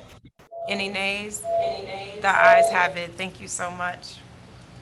At this time, the next item under new business is telephone plans for employees. So I'm looking to either Town Administrator McCrory or Councilmember Rout. Councilmember Rout, over to you. Thank you so much, Mayor James. At the MML conference, I was able to meet with and meet a member of T-Mobile network, and they have a program. I was hoping to discuss this at the work session, but so I apologize for explaining it right now. But they have a program that we could participate free of charge for the town of Bladensburg to allow for our employees to get discounts.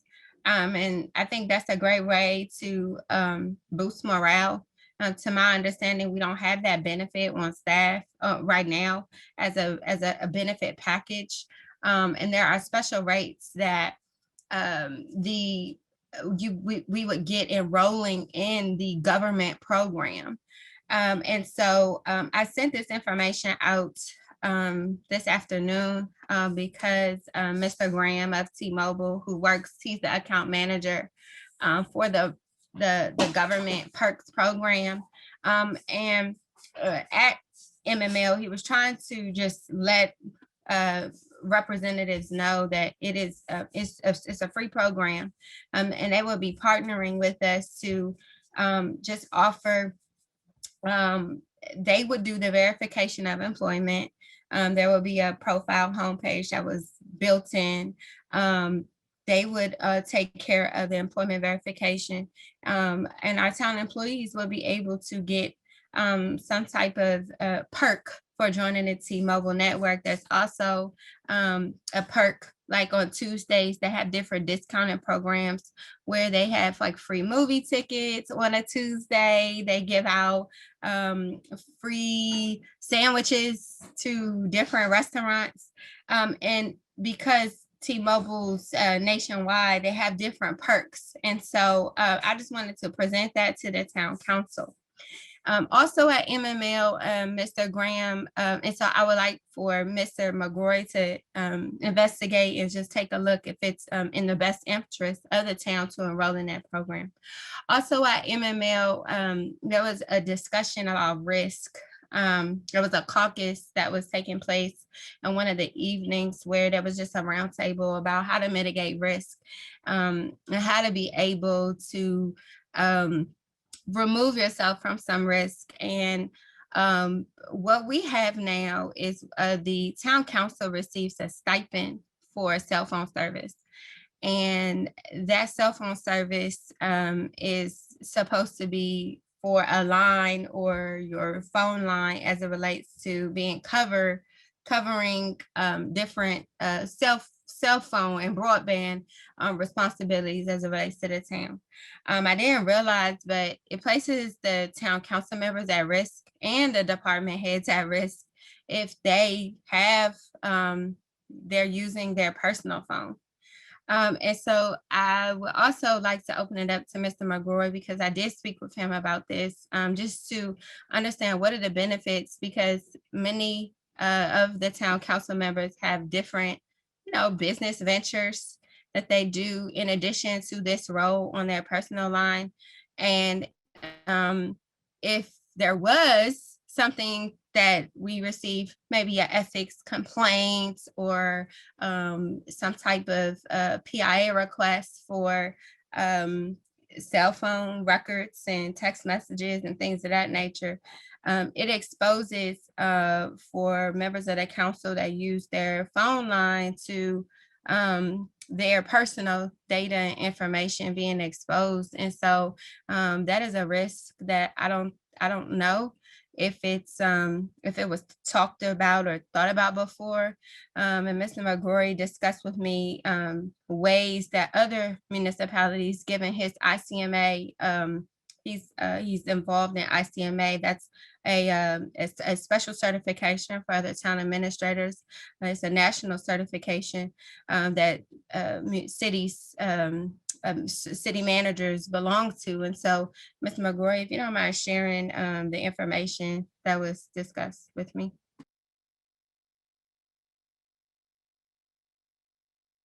One clarification, and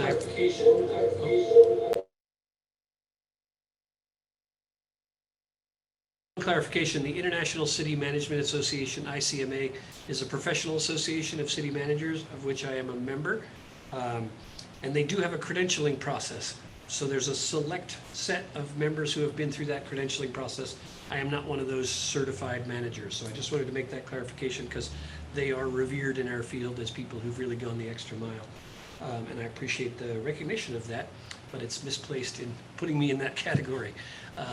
So with regard to our conversations about this, yes, just in my experience and those of many of the peers that I know, particularly in the folks that I'm pointing at the chief in the emergency management field, of which the town administrator has a role, as do the elected officials, and particularly police department staff, public works staff, we have on-call issues and we are supposed to keep our phones on and available all the time. That is certainly the case in my role, and trying to differentiate emergencies from other kinds of activities is one of the challenges that goes with this profession.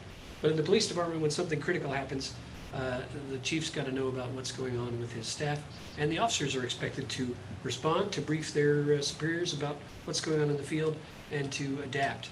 And there's often a lot of coordination with public works staff and others. So in my general experience, upon arrival at a new jurisdiction with a new employer, new employees are handed a device that is owned by the jurisdiction, and the plan is paid for by the jurisdiction, and they are expected to care for that as they would a service weapon or any other computer, any other piece of equipment that is issued by the town for work purposes. So that solution would also address the issues you described. There's nothing wrong explicitly with the program of giving an allowance for solving that problem, but it does put all the obligation for the hardware and the software decisions, et cetera, on the individual employees. And I'm not sure in my new tenure here the breadth of which that allowance is deployed to all the necessary employees. So I do think I'm not sure how that proposal came. When I was last employed by the town, I was issued a cell phone. And I'm embarrassed to admit the cell phone was about the size of a shoebox. So I guess I'm dating myself with that. Oh, good, I see the smiles. That was the good result. I leave it to you how that policy evolved in the 16 years that I was away from the town. But I do think that's a worthwhile notion to consider, and I hope the council and the chief, if you want to comment, I don't know, Mayor, if it's up to you. Yeah, sure, Chief. Do you want to add anything there? Sure. Thank you. Thank you, Town Administrator McGrory and also Councilmember Rout. We have major concerns, and we've been having this conversation. I think I've had it with members of the council as well as Mr. Tonelli, as well as Mr. McGrory since he came on board. The problem with using personal cell phones in the line of duty, you're subject to number one FOIA. So that means all your expectations of privacy is now violated because all your children, picture, family photos, everything is out there to be searched. Secondly, for the law, public safety, we use our phones to take pictures of crime scenes and things like that. So we don't want to set our employees up for compromising the integrity of evidence by taking photos and going showing them to friends and family and things like that. So we want to keep those things separated because sometimes the state's attorney or defense attorney will subpoena your phone. So that means it's out of your custody. And if it's your personal cell phone, this could be 3, 4, 6 months, however long it take them to do the forensic search on it. You will be without that device. So that's why it's been an ongoing concern for many of our police officers. And most of the time they get calls out in the field, or they are speaking with witnesses, victims, sometimes even suspects, and they do not want to give out their personal cell phone number to those individuals. So that's why it's incumbent upon us to have a secure or separate phone so that we can separate personal from business. Thank you.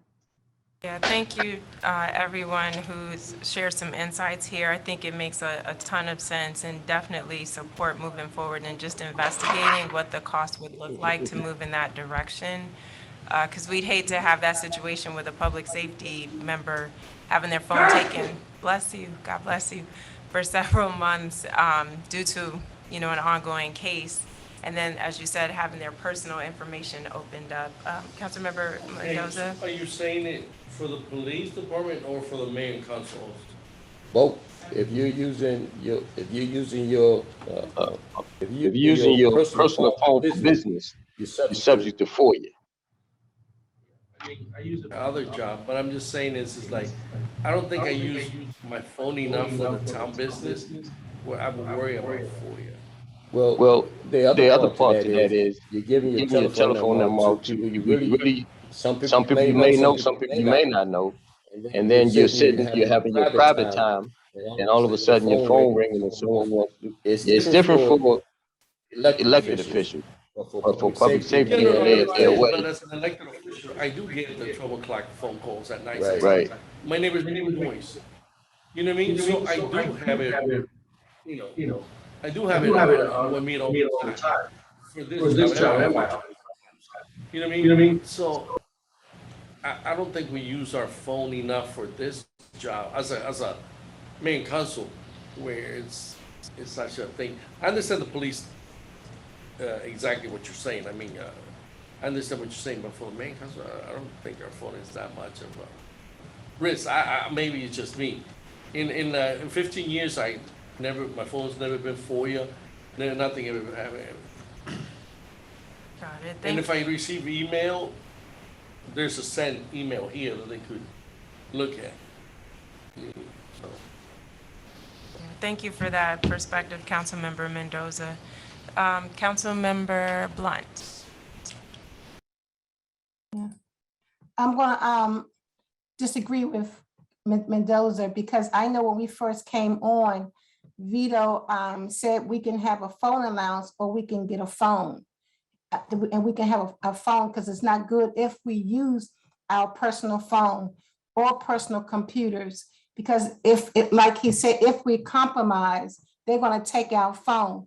So just like the officers, I do believe the council will need their own phone too, because on your business card, your cell number is on your business card. And a lot of times they do contact you on your cell phone. I mean, so whether it's 2 or 3 in a month, 2 to 3 is too many for someone to take your cell phone and get you compromise all your personal stuff, because I do have a business and I have a lot of stuff on my phone, and I do use my phone for council, talking to other council members, talking to people, trying to just engage. So at the end of the day, we were offered that option when we first came on board to have Vito said we can get out, they give us a cell phone or they give us a phone allowance. Input, Councilmember Blunt. Councilmember Lundy? Yes, and you have my personal, and I use it for my business, and I do get calls as to echo what my colleagues are saying, and I wasn't offered that option. I was just told about the allowance for the $80. So I'm glad that's because I probably would have taken to get another phone. You know what I'm saying? And so yeah, I have my grandson on, personal stuff and conversations, and when the public is calling you or what have you. So I appreciate the allowance, but I would like to move forward with anything that can help to mitigate what Chief Collington talked about. Thank you, Mayor James. Great. Thank you all for that feedback. Literally feedback, right? It So, lags. yeah, it lags a little bit. And again, thank you all for your patience. But Mr. McGrory, it looks like there's a majority on this. As I said, I'd certainly agree with the separation of devices. I'm not sure why it switched to, to be an allowance versus when you were here and in office, but it just seems like that's, from a business standpoint, the best way to go. But at this point, you're just investigating things. There's no money being spent at this time. So I think you have enough information just to move forward on that front. The next item, again, continuing with new business, is Resolution 02-2021 to extend voting hours on Election Day for 2021. We discussed this in the council work session. Councilmember Lundy, did you want to add anything before we move forward with the vote? Thank you, Mayor James. Yes. I would like to look at changing something, if that's, make a motion or what have you, however it works, where as a part of the resolution where it says, and be it further resolved that this resolution shall take effect. I would like to modify that from saying October 1st, 2021. I would like to modify that and say, let's take effective immediately upon its passage and remain in effect until October 31st, 2021. I would like to make that modification, that edit.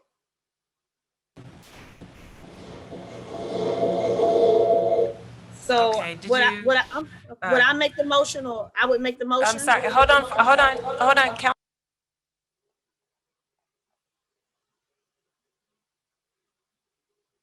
I can't hear.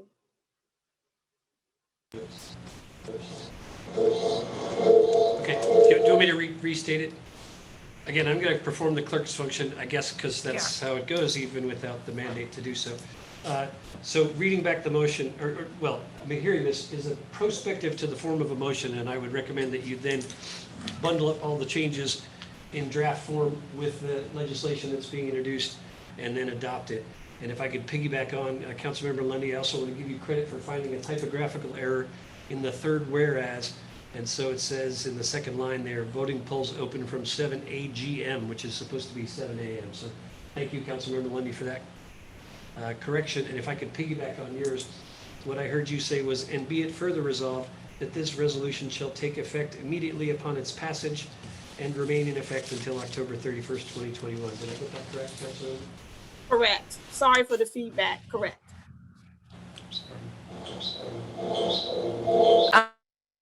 Could you repeat that? We had to take a second to take you off mute.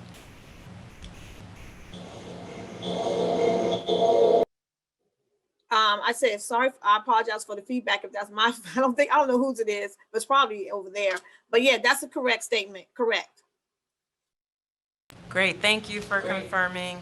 And so with that, is there a motion from the council to, or actually, I guess we did read this. Let me back up before asking for the motion. We did read this in the work session. Do we need to read it again in the council meeting before we take the vote? No, but it's my opinion that you could, usually you'd have a first reading and a second reading for an ordinance, but as Right. this is a resolution and you have already read it in an open meeting, I would suggest procedurally, you say, I make a motion that we waive reading of this, given that we read it earlier in our work session, and put it into the record thereby as amended, and then make a motion to adopt it as amended. Okay, so is there a motion to waive the reading of this since we did read it in the work session a few hours ago?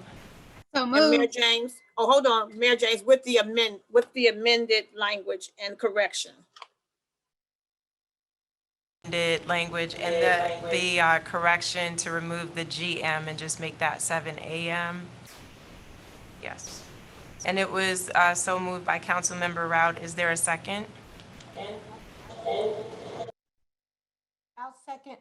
Councilmember Blunt? Okay, now I'll call for discussion. If I may, I honestly cannot vote for this because I am planning to be a candidate in the upcoming election. And for transparency's sake, I don't want to be perceived as taking actions that someone can say are to make it more favorable to try to win. If this were a non-election year, I'd have no problem doing it, but I just want to be honest with you all. I don't want any sort of blemishes if I am reelected to say, well, you changed the rules because you were running, and as a result, have the election results questioned. So Councilmember Lundy, I don't want you to think I don't respect what you're trying to do. It's just the timing. I feel like you have to do the right thing at the right time, and for me, this is not the right time to vote for this. Councilmember Mendoza, I know you had a comment as well, and then I'm going to shift to our colleagues on the Zoom. Yes, my seat is also up for reelection. So, and we're only a few months away from it. So I'm gonna have to recluse myself because again, I don't want it to be looked like impropriety that I'm changing the rules so I could win. Or even if I'm not running, my seat is up for. So I don't want ever this come back on me years from now. It says, you changed the rule because of, right before an election. So now if this was for the next election, I'll be okay with it. But for this election, I do have a problem, so I will be reclusing myself from this voting. Thank you, Councilmember Mendoza. I know a couple of our colleagues on the Zoom meeting had their hands up, so I'm coming back to, well, let me go to Councilmember Rao if it's okay, and then I'll come back to you, Councilmember Lundy, and vote. Councilmember Rao? Thank you, Mayor James. I'm in support of this motion because as a working single parent, I know what it's like to get off from work at 6 and have to fight traffic, go pick up children, and being able to make it to the polls. We have a responsibility as an elected body to make the voting process convenient for all those who want to. And if we look at voting rights and voting registration and this, that's a huge issue right now across our nation, and better access so that we don't preclude anyone. The traditional working hours around, there's a lot of government workers that work in and out of town who may get off at 6 p.m. Given, we're in the top 10 for traffic amongst the United States of America, getting from, downtown DC, where a lot of federal buildings lie, to the town of Bladensburg. That's just cutting it too close for me. I am in favor of this motion to just extend the hours. I don't see any hurt, harm, or danger as it relates to this election, especially for somebody who may or may not have filed any paperwork. We don't even have a clerk as of yet. As of now, hopefully we'll interview and we'll have one so that they can accept some paperwork from our colleagues who plan on running. And so I'm going to vote in favor for this just because of the issues that I shared from the perspective of we have a lot of working class citizens and residents who are eligible to vote. And that hour extension may impact our election. Thank you. Councilmember Rao. Councilmember Lundy? Yes, it's unfortunate that my two other colleagues will not be voting yes on this. But what I will say to the residents who will watch this after the fact, and thank God for technology, that they can come back and watch this. This is to allow for more open process and give people more time, to give residents to get more time to the polls. And as we talked about today, we introduced the idea of expanding voting opportunities for our immigrant community as well. And so, as we know, a lot of people, I have residents that I've spoken with who work late hours, who work long hours. And then a lot of them may be discouraged when they come home. They got to take care of their families, take care of their children. And they might not even be wanting to come out to the polls or whatever. They don't understand. And so another thing, that is why I want to put forth this legislation. Another thing I want to see the town do is to ramp up its get out to vote efforts. We need to do that because we have some fiduciary responsibilities as well. And so you can mark this day to know that I am an advocate for voting, voter registration and everything. And I will be doing whatever I can do to make sure people are registered to vote, whether I'm in office or not in office. I am going to be an advocate. So you can know that as long as I am a resident of this town. And so I would hope that whether you're in office or not in office, running for office or not running for office, that you will see the bigger picture and not impose things that residents haven't even talked about. No one has submitted any public comment. They saw the agenda. None of our longstanding residents has submitted any public comment to say they had a problem with this. And I think that's significant. The residents have spoken. So that's significant. That is who we work for. We advocate for on behalf of our town residents. And that's what I have done, and that's what I'll continue to do, whether I'm in office or out of office. So mark this day. And so let's vote. Mayor, can I have a point Thank of you. information? And just, before Councilmember Lundy, again, I don't want to make you feel like I don't respect, where you're coming from with it. I do appreciate it. But again, I know I plan to file again, so it's just not the right time for me to do this. If it was a year when I was not up for election, I hope you just understand, then I would have no problem voting yay on this. But my conscience, I have to do the right thing. And if more people had time to see this, maybe we would have gotten more input, in regards to it. So I don't take silence as an affirmation that this is what residents want me to do. But I don't disagree with what you're saying. I appreciate everything that you've stated, but I have to do what's right. Town Administrator McGrory. So, council members, I just want to call your attention to section 3.2 of the Rules of Procedure of the Council of the Town of Bladensburg. And that is voting disqualification. A member shall not vote on any matter on which the member is disqualified due to a conflict of interest. That's one.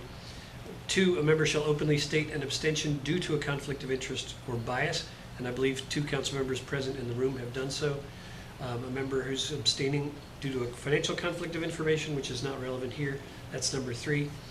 Number 4, as to any other conflict of interest, the mayor's determination may be accompanied by an oral or written disclosure of the conflict of interest, and I believe the 2 council members present have so disclosed. And then number 5, a member who's disqualified by a conflict of interest in any matter shall not remain on the dais during discussion and shall not vote on the matter. And then it talks about the consent calendar, which is not relevant. So I guess at this point, I would invite the 2 of you to step down from the dais.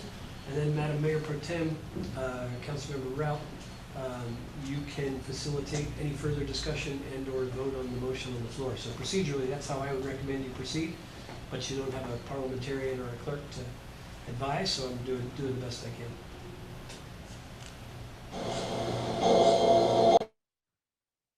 Council members, there's a motion on the floor and it's been properly seconded for resolution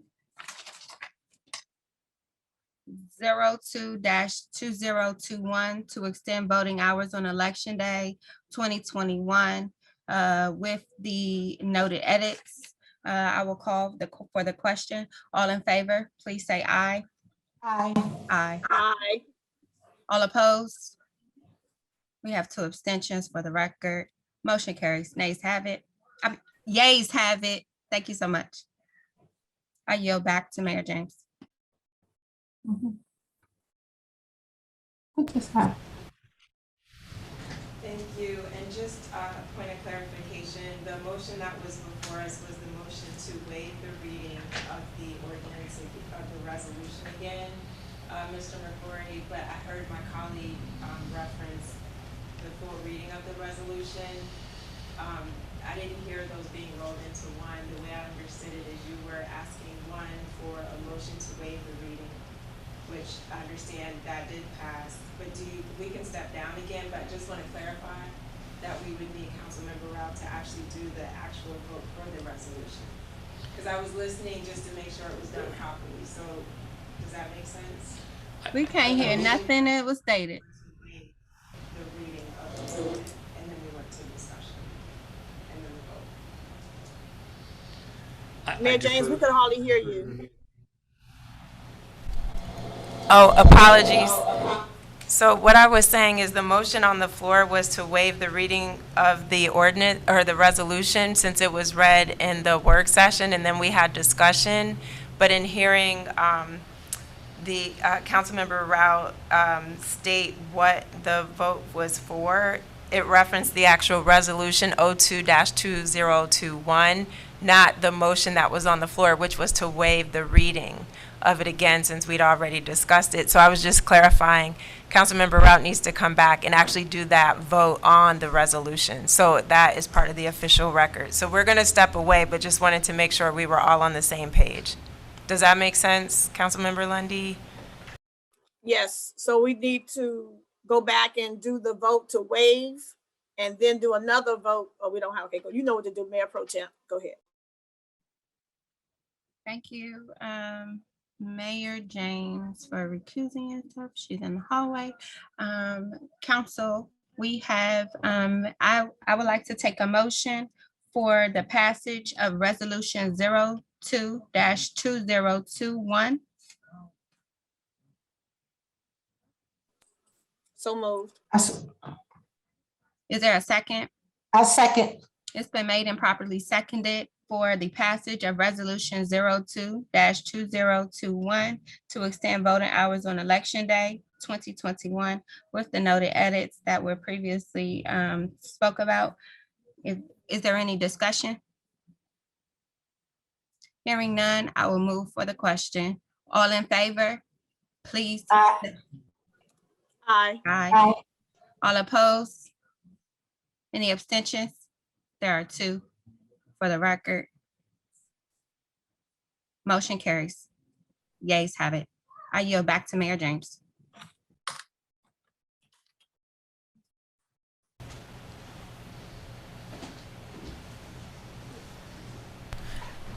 Thank you, Councilmember Rout, for moving that forward. And again, apologies for the duplication there, but just wanted to make sure we covered both items, so we have it in our records. The next item up on the agenda is Resolution 03-2021 for the indoor mask mandate. Again, would ask for a motion to waive the reading of it. We did read the motion, the resolution during the work session. Is there a motion? So moved. Moved by Councilmember Rout. Is there a second? I second. Seconded by Councilmember Blunt. Any discussion? Yes, Mayor James, I do have some discussion. What's the motion on the This, the motion was to waive the reading, so not the actual approval of the resolution, but just to waive that so we can go into the vote, because we did read the resolution in the work session. I understand that, Mayor James. May I please? No, have no, the on floor? Resolution 03-2021. Okay, did it get rid of? Mayor James, we did not read the motion. I'm- So that was my discussion. So can't may I hear have you. the floor? We, Councilmember Rout, give us a second. We're trying to get the audio worked out. Give us a second.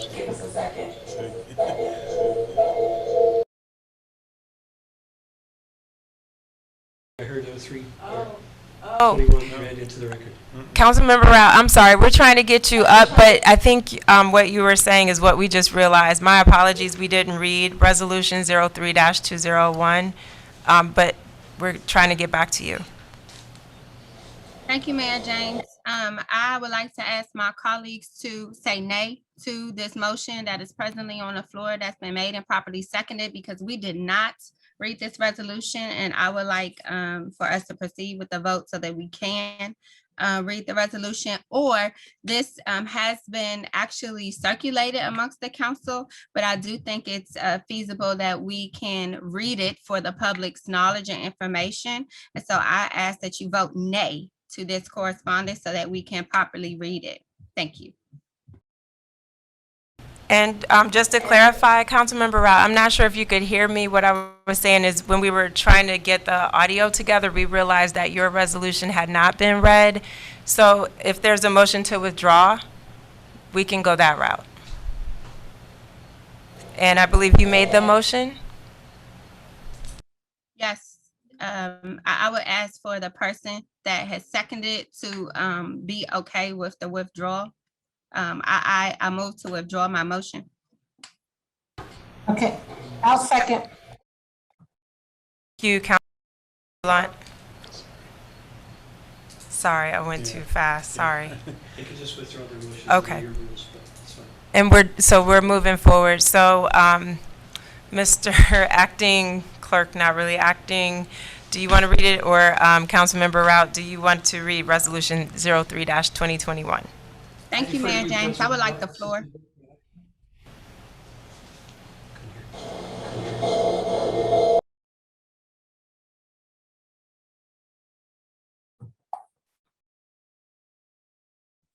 Thank you, Mayor James. This is a resolution 03-2021. As it reads, resolution of indoor mask mandate effective July 12th, 2021. Whereas pursuant, and if, I don't know if we want to be able to just share our screen so that the public can be able to see it as well.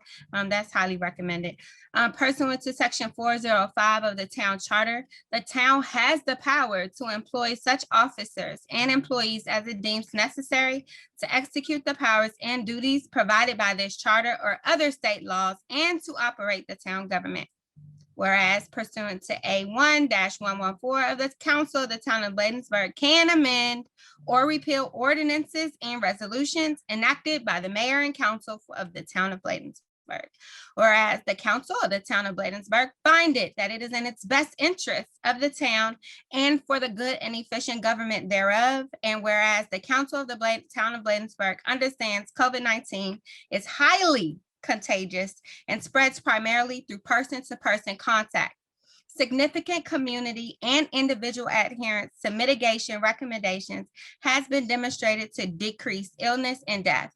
Whereas the Council of the Town of Bladensburg understands the COVID-19 pandemic is the worst public health crisis in the United States that the United States has faced in a century. It has caused over 603,181 confirmed deaths in the United States and affected over 33.5 million people. Throughout, the actual numbers of deaths and infections are very highly likely to be higher. Many of those who survive COVID-19 will do so only after experiencing serious illness and lengthy hospitalization. Whereas a growing body of evidence suggests that fully vaccinated people are less likely to have asymptomatic infection and to be able to transmit SARS-CoV-2 to others. Studies show full vaccination to be less than 90% effective in the real world settings in preventing mild and severe disease, hospitalization, and death. Whereas there's been over 85,608 COVID-19 cases diagnosed in Prince George's County since the beginning of the public health emergency. And whereas in Prince George's County, Maryland, about 462,359 or 50.8% of the total population have been fully vaccinated, and about 524,723 or 57.7% of the population have received at least one dose of the COVID-19 vaccine. And whereas the CDC and the World Health Organization have reported that Delta and Delta Plus and other circulating variants of concern remain a higher public risk, as they have demonstrated increases in the transmission, and a Delta Plus variant spreads more than twice as readily as the version of the virus that sparked the global pandemic. And whereas there are currently insufficient data on the vaccine's effectiveness against the Delta Plus variant. And whereas children under 12 are at a higher risk from the Delta and Delta Plus variants because there is no available vaccine to protect them from contracting the virus. And now, therefore, be it resolved that the town council hereby adopts and approves a resolution for an indoor mask mandate to be in effect for Town of Bladensburg staff, residents, and guests and visitors to ensure the safety and welfare of Town of Bladensburg residents, visitors, and guests to all municipal buildings. Face coverings will be required in all municipal indoor areas accessible to the public when when any other person is present in the same room. And be it further resolved that this resolution shall take effect immediately upon its passage and remain in effect until the repeal of this resolution by the Bladensburg Town Council passed this 12th day of July 2021, approved by resolution of the Town Council of the Town of Bladensburg, Maryland. And I would like to also state my justification while I have the floor. I wrote a statement because I feel passionately about this. First, I want to talk about the science. If we follow the science, if you're fully vaccinated and encounter the Delta variant, you're about 90% less likely to be infected that you have not been vaccinated. And if you do get infected, you're extremely unlikely to get very sick. These facts underlie the CDC's guidance that vaccinated people don't need to wear masks indoors. 90% town council is not 100%. And if a vaccinated person encounters the virus repeatedly or in high enough concentration, the chances of a breakthrough infection gets more substantial. That's the context for what we have right here in the town of Bladensburg. The World Health Organization, whose remit is that the entire planet, much of which remains unvaccinated, with the Delta variant spreading quickly and largely through outbreaks happening in many places. The World Health Organization, recommends vaccinated people stay masked because breakthrough infections happen. And this explains the CDC's reluctance to change national guidance. We're here in Maryland. We have a governor who wants to repeal the mask mandate because no single policy or recommendation could possibly make sense for every region, every municipality, every state. Let's look at Massachusetts. They have fully vaccinated individuals, more than twice as much as eligible populations, like here in Maryland. Infection rates in Maryland are about 6 times higher than they are in Massachusetts because our vaccination rates in our county, such as Prince George's County, are rather low. The coronavirus pandemic is playing out differently state by state, county by county, municipality by municipality, community by community. Today, Town Council, I'm here to speak to you about the town of Bladensburg. Guidance needs to acknowledge that reality. How much should we care about breakthrough infections? Infections occur among vaccinated people. Breakthrough infections are usually mild, but can be miserable with high fevers, headaches, and even loss of smell and taste. Why would we want to put anybody at risk for that? I say, as we wind down through this pandemic, we are now entering a phase where guidance we should have be local and will change the realities as the ground changes. I'm not saying this is forever. But as we know, the town council had a really controversial issue with having to meet hybrid. If there was a mask mandate in place, maybe members of the council will feel more comfortable that everybody wears their mask, and we have to be able to establish a foundation to protect the health and safety. Council, I ask for you to support this motion. I yield back. Out for reading the resolution and also for sharing your passion and justification behind this. As was stated earlier, this was on the agenda for the work session, but we didn't have an opportunity to read through it. So again, apologies for that initial oversight. But with that, I want to ask, is there a motion to approve Resolution 03-2021? So moved. Sorry, was that Councilmember Rout? So moved. Blunt. Thank you. Is there a second? Second. Seconded by Councilmember Lundy. I know we've heard from Councilmember Rout on the justifications for this. Any comments from the rest of the team at this time? Yeah. Councilmember Mendoza? Yeah, I cannot support this, and if you know me for years or recently, you know I'm really anti-government, and having government force their will on people, I was against it when the governor did it the first time. And now that they're relieving, the mask wearing and all that stuff, I just not want to push the government. As you remember, I was anti-cameras, taking pictures. So because of my beliefs in the government is the problem, a lot of times not the solution, I vote against it. Not against you, Councilman Rout. I just don't think that we're in the government to force our will on the people. And even if for the sake of, like, sometimes we say for protection of the people, Benjamin Franklin once said, if you give up your rights for security, you don't deserve either one. And I believe that wholeheartedly, where I just don't want the government telling people what to do. So for that reason, I'll be against it. Thank you, Councilmember Mendoza. And we know we got into some discussion about mask wearing in the work session. And I'm not as hardcore as Councilmember Mendoza. He's pretty hardcore. But I do feel like if we're talking about our municipal buildings and we're telling staff that they need to come back, and correct me if I'm wrong, everyone is back full-time. We're not doing A and B schedules. And we're pushing vaccinations across the board. Not that we're forcing staff, but I think that we are at a point where, in looking at information from Prince George's County, also from the state of Maryland site, I don't think this is an appropriate gesture at this time, Councilwoman, but I do appreciate your perspective and the work you put into this. I see a hand from Councilmember Blunt, and then we'll go to the vote.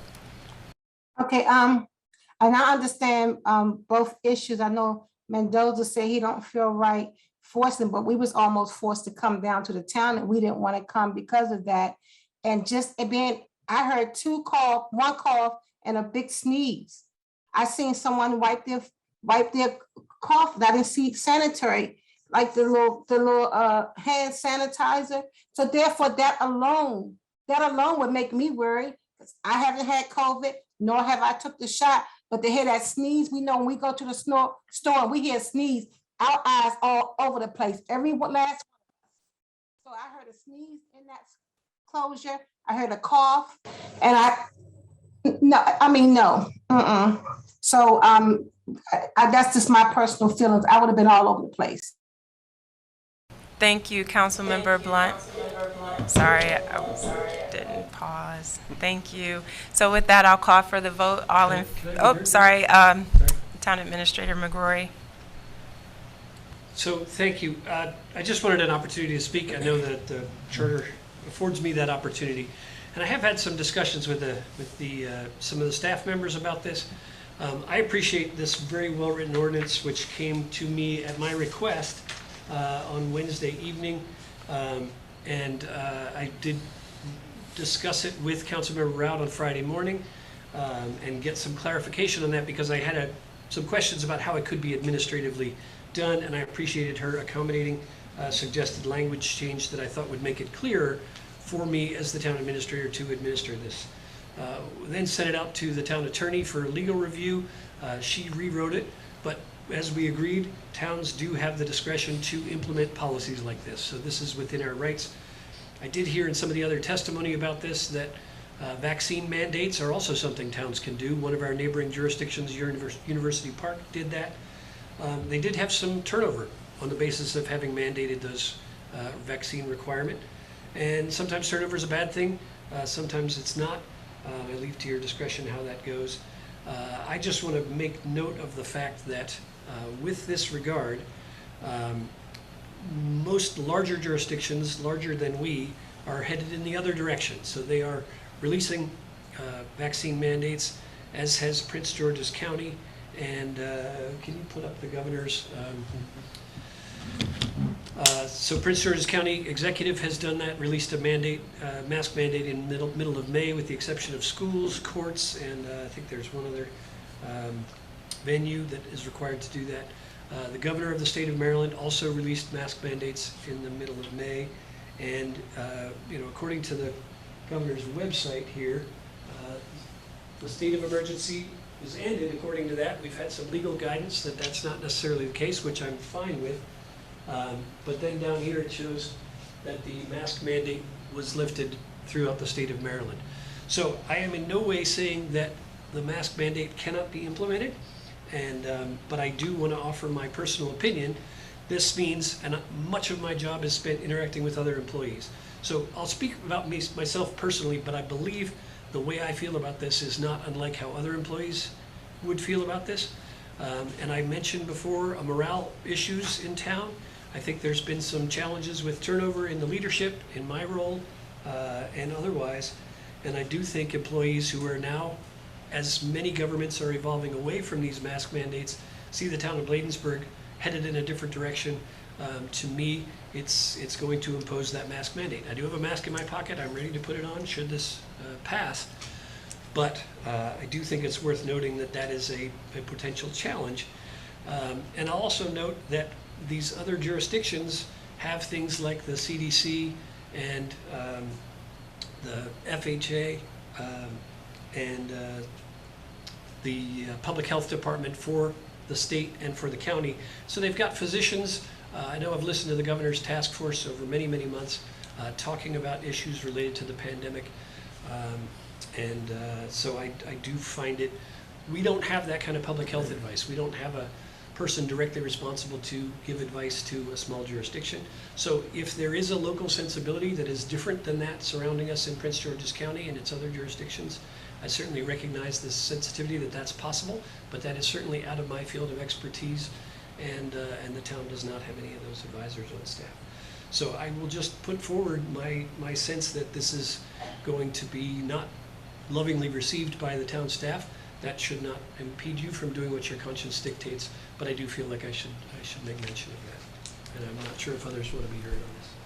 Thank you, Town Administrator McGrory. Chief, what about on the public safety side?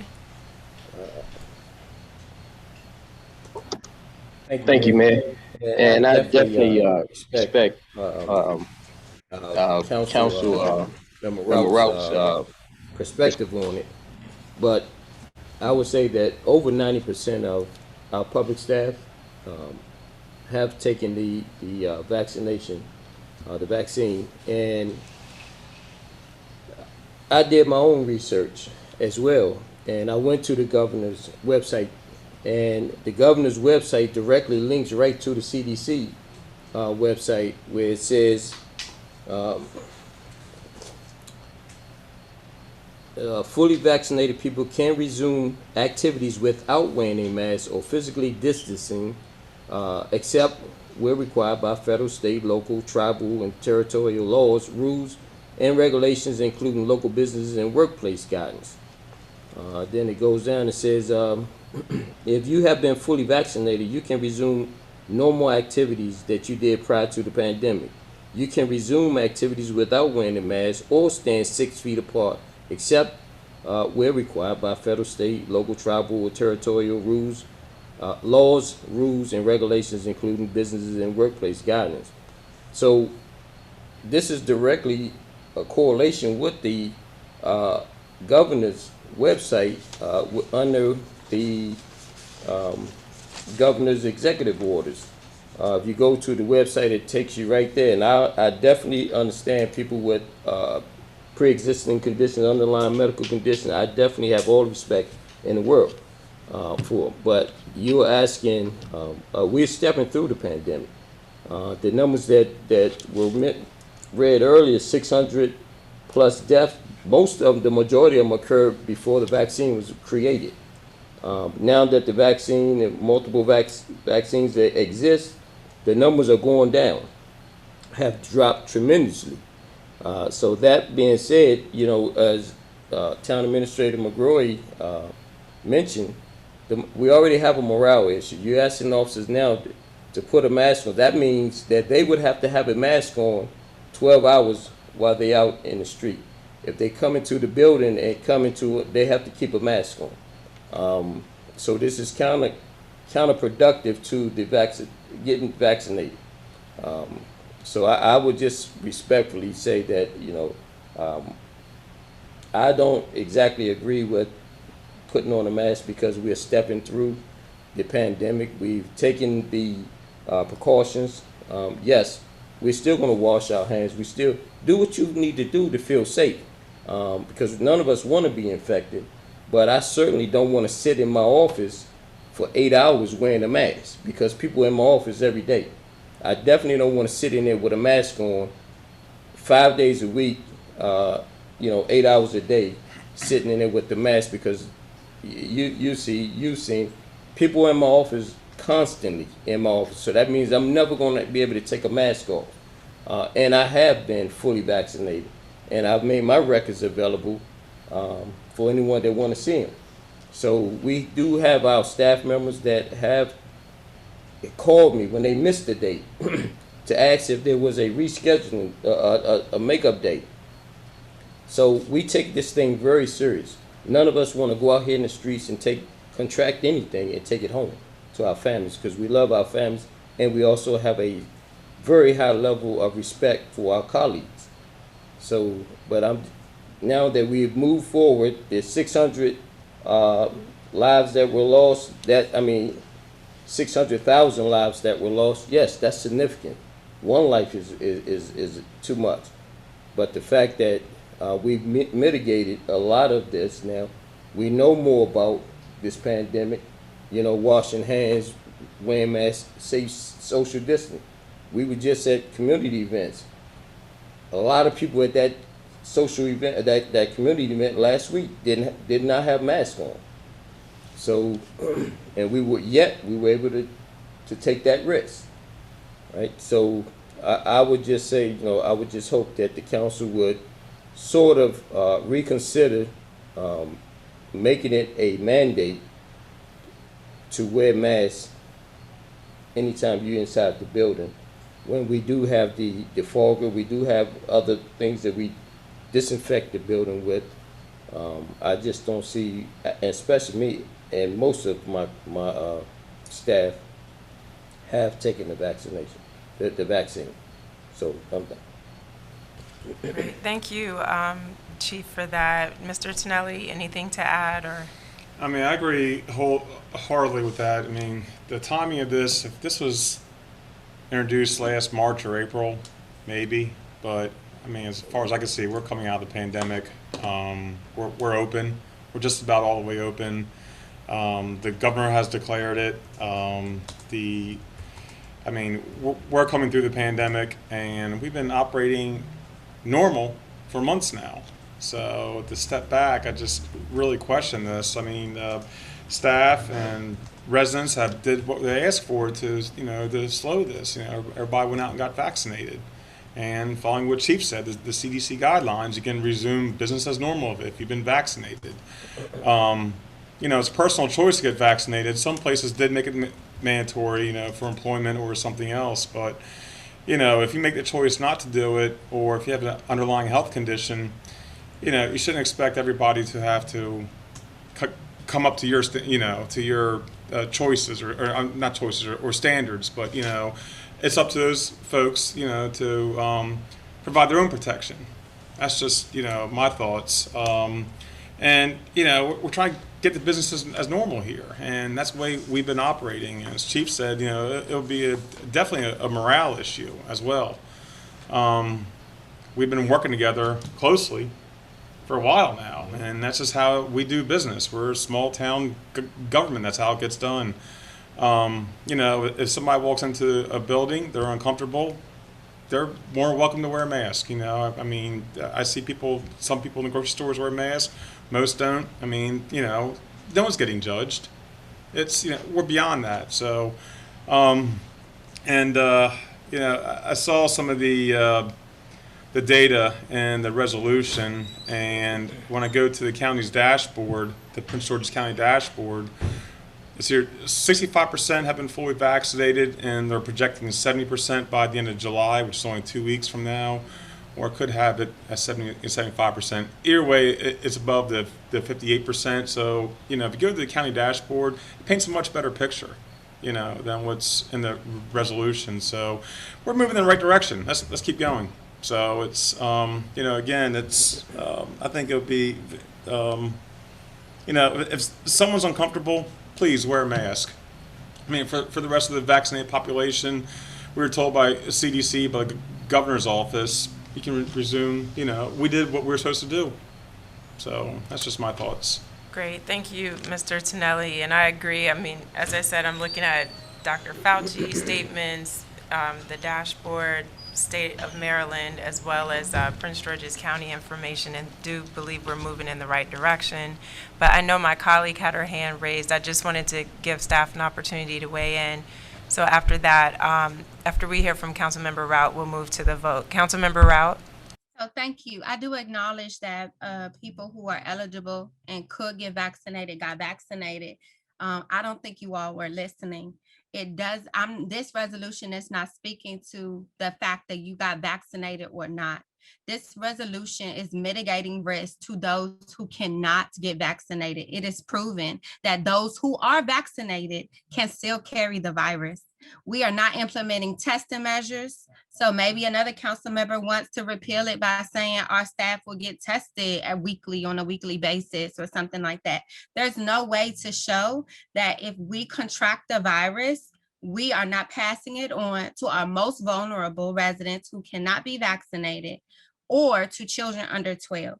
If we are moving to phase to reopen, there has to be some type of foundational method until we reach herd immunity. We're not there yet. There's still a violence. There's just not enough information as it relates to the violent variant that is plaguing our nation in those low unvaccinated areas. The town of Bladensburg is one of 10 municipalities in Prince George's County where our vaccination numbers are low. This is to protect the health, safety, and welfare of residents who are vulnerable. We have a lot of children. And so if an officer, let's say for instance, interacts not knowing with a child because they're helping this child, and then a piece of saliva falls on that child, there is a contraction possibility. And who's to say that we would know that contact trace would be leading back to an employee? This is to protect the health and safety and welfare of all, because not everybody can be vaccinated at this time,